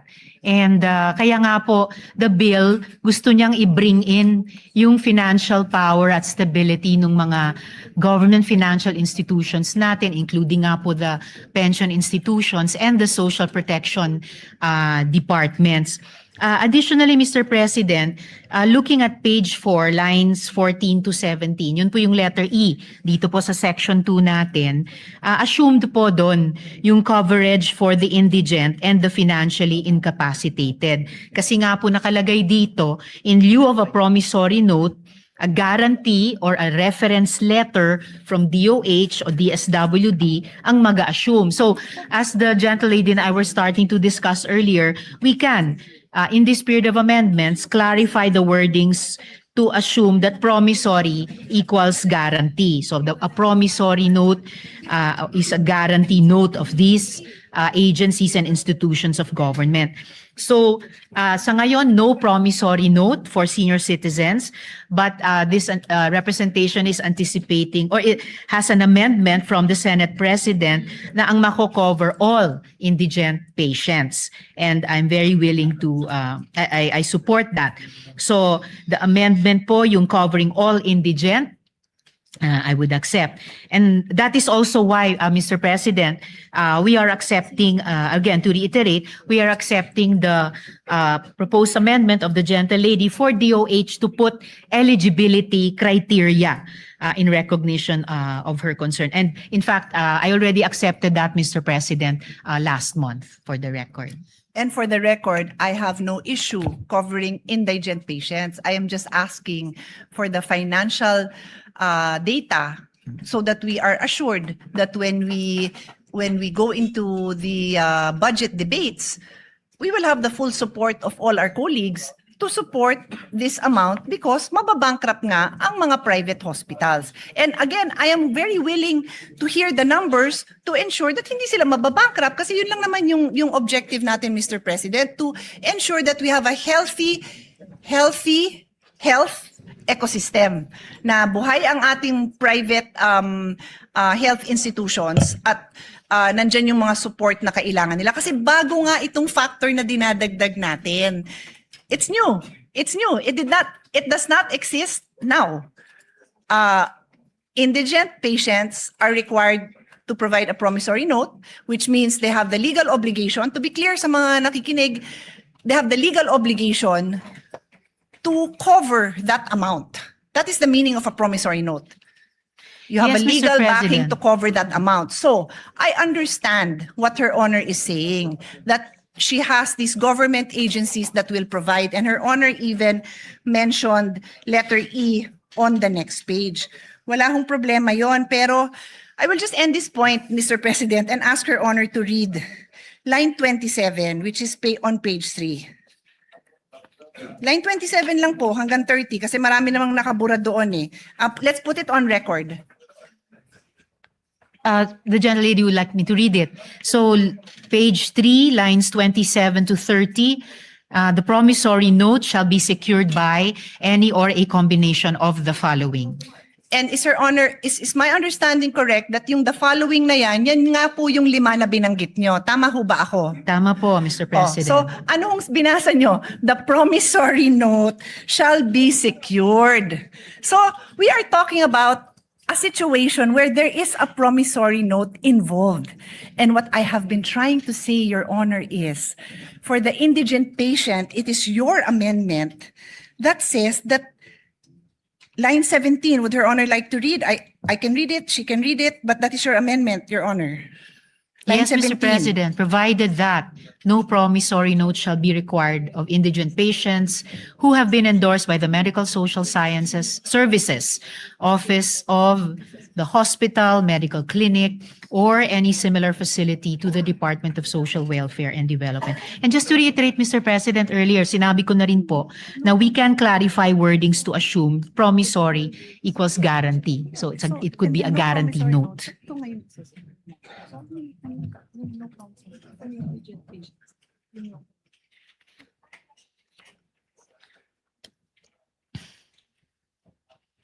Saka wala rin naman pong changes sa Yes. Mr. President, assuming sa budget allocation dahil nasa loob naman ang DOH at DSWD budgets yung MAIFIP at AIX respectively nila. Yun po yung intent din sa bill na to. Mr. President, Your Honor just read line 17, no promissory note shall be required of indigent patients. So paano sila mag-a-avail nung nasa line 27 nga na binasa nyo? Yun nga yung provision that requires a promissory note. It simply elaborates what can be, what security is allowed. Yun lang ang pinopoint out natin. Kasi Her Honor keeps on pointing to the alternatives to a promissory note. Wala nga hong nakasulat sa batas nyo na ganon because Section 27, which you just read, Her Honor just read into the record, refers to the security of a promissory note. That's So why, you Mr. might require President, another provision, Your Honor. I am just trying to put into words your intentions kasi kayo ho ang may intention na ito eh.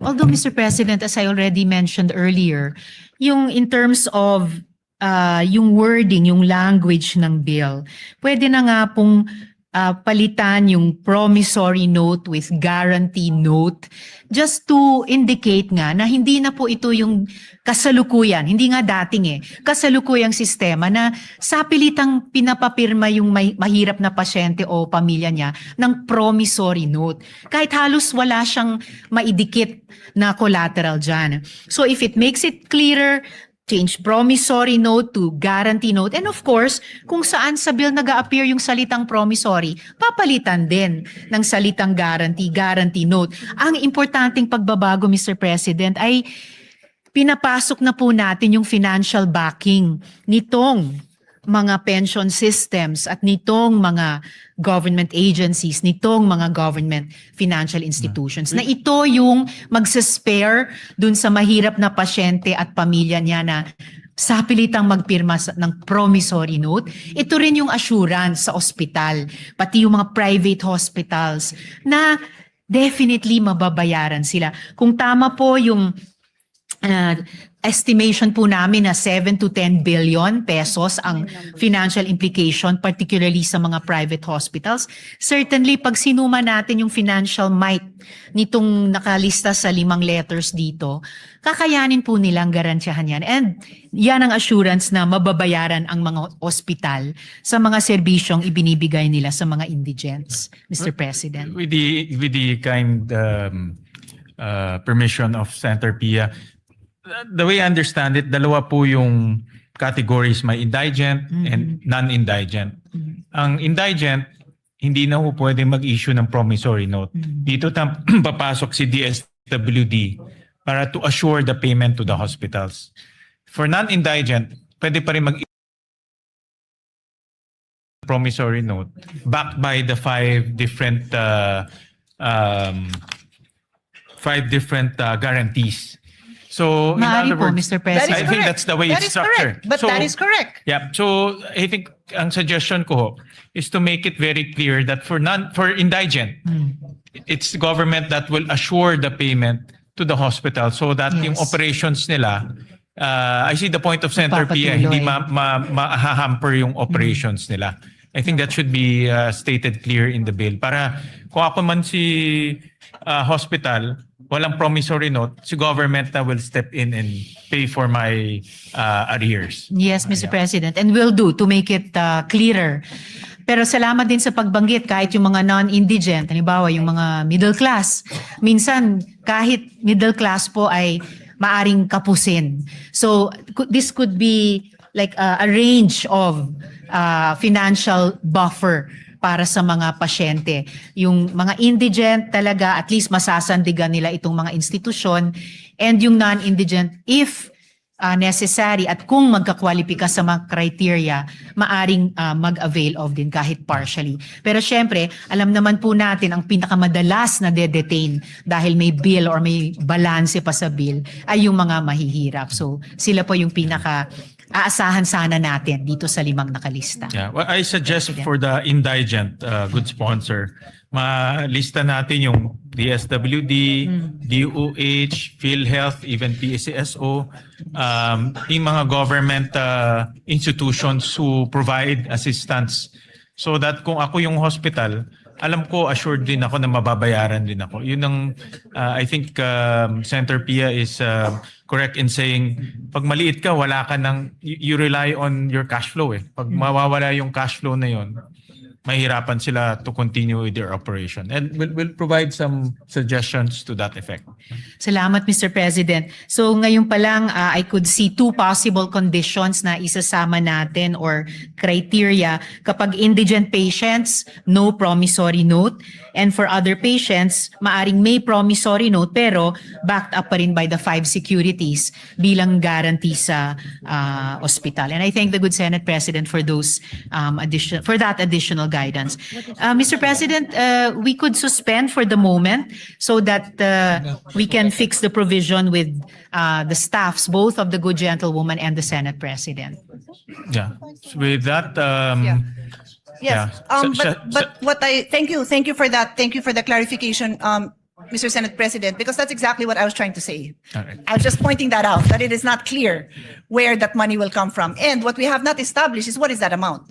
Because I am prepared later on when we resume to show that the amount I have is much more than, I think her honor said 7 to 10 billion, if I'm not 5 mistaken. to 7 billion pesos. 5 to 7. The Mr. numbers I President. have are much bigger. I just want to study it a little bit more because it's not my goal to prolong this. I also want to Tama, pass 7 this. to 10, Pero sorry. I want to be responsible about this. Otherwise, I will have to make a reservation in the passage of this measure because when the budget time comes, or even before that comes, mark my word, pipila ang ating mga private hospitals to object to the passing of this. And we don't want that. No, we want them to know that it's a Senate that listens to the people and passes responsible bills. Thank you, Mr. President, for your clarification. Just correct my last note, Mr. President. 7 nga po, 7 to 10 billion pesos. My numbers are Thank you, much Mr. higher, Mr. President. President. Session suspended.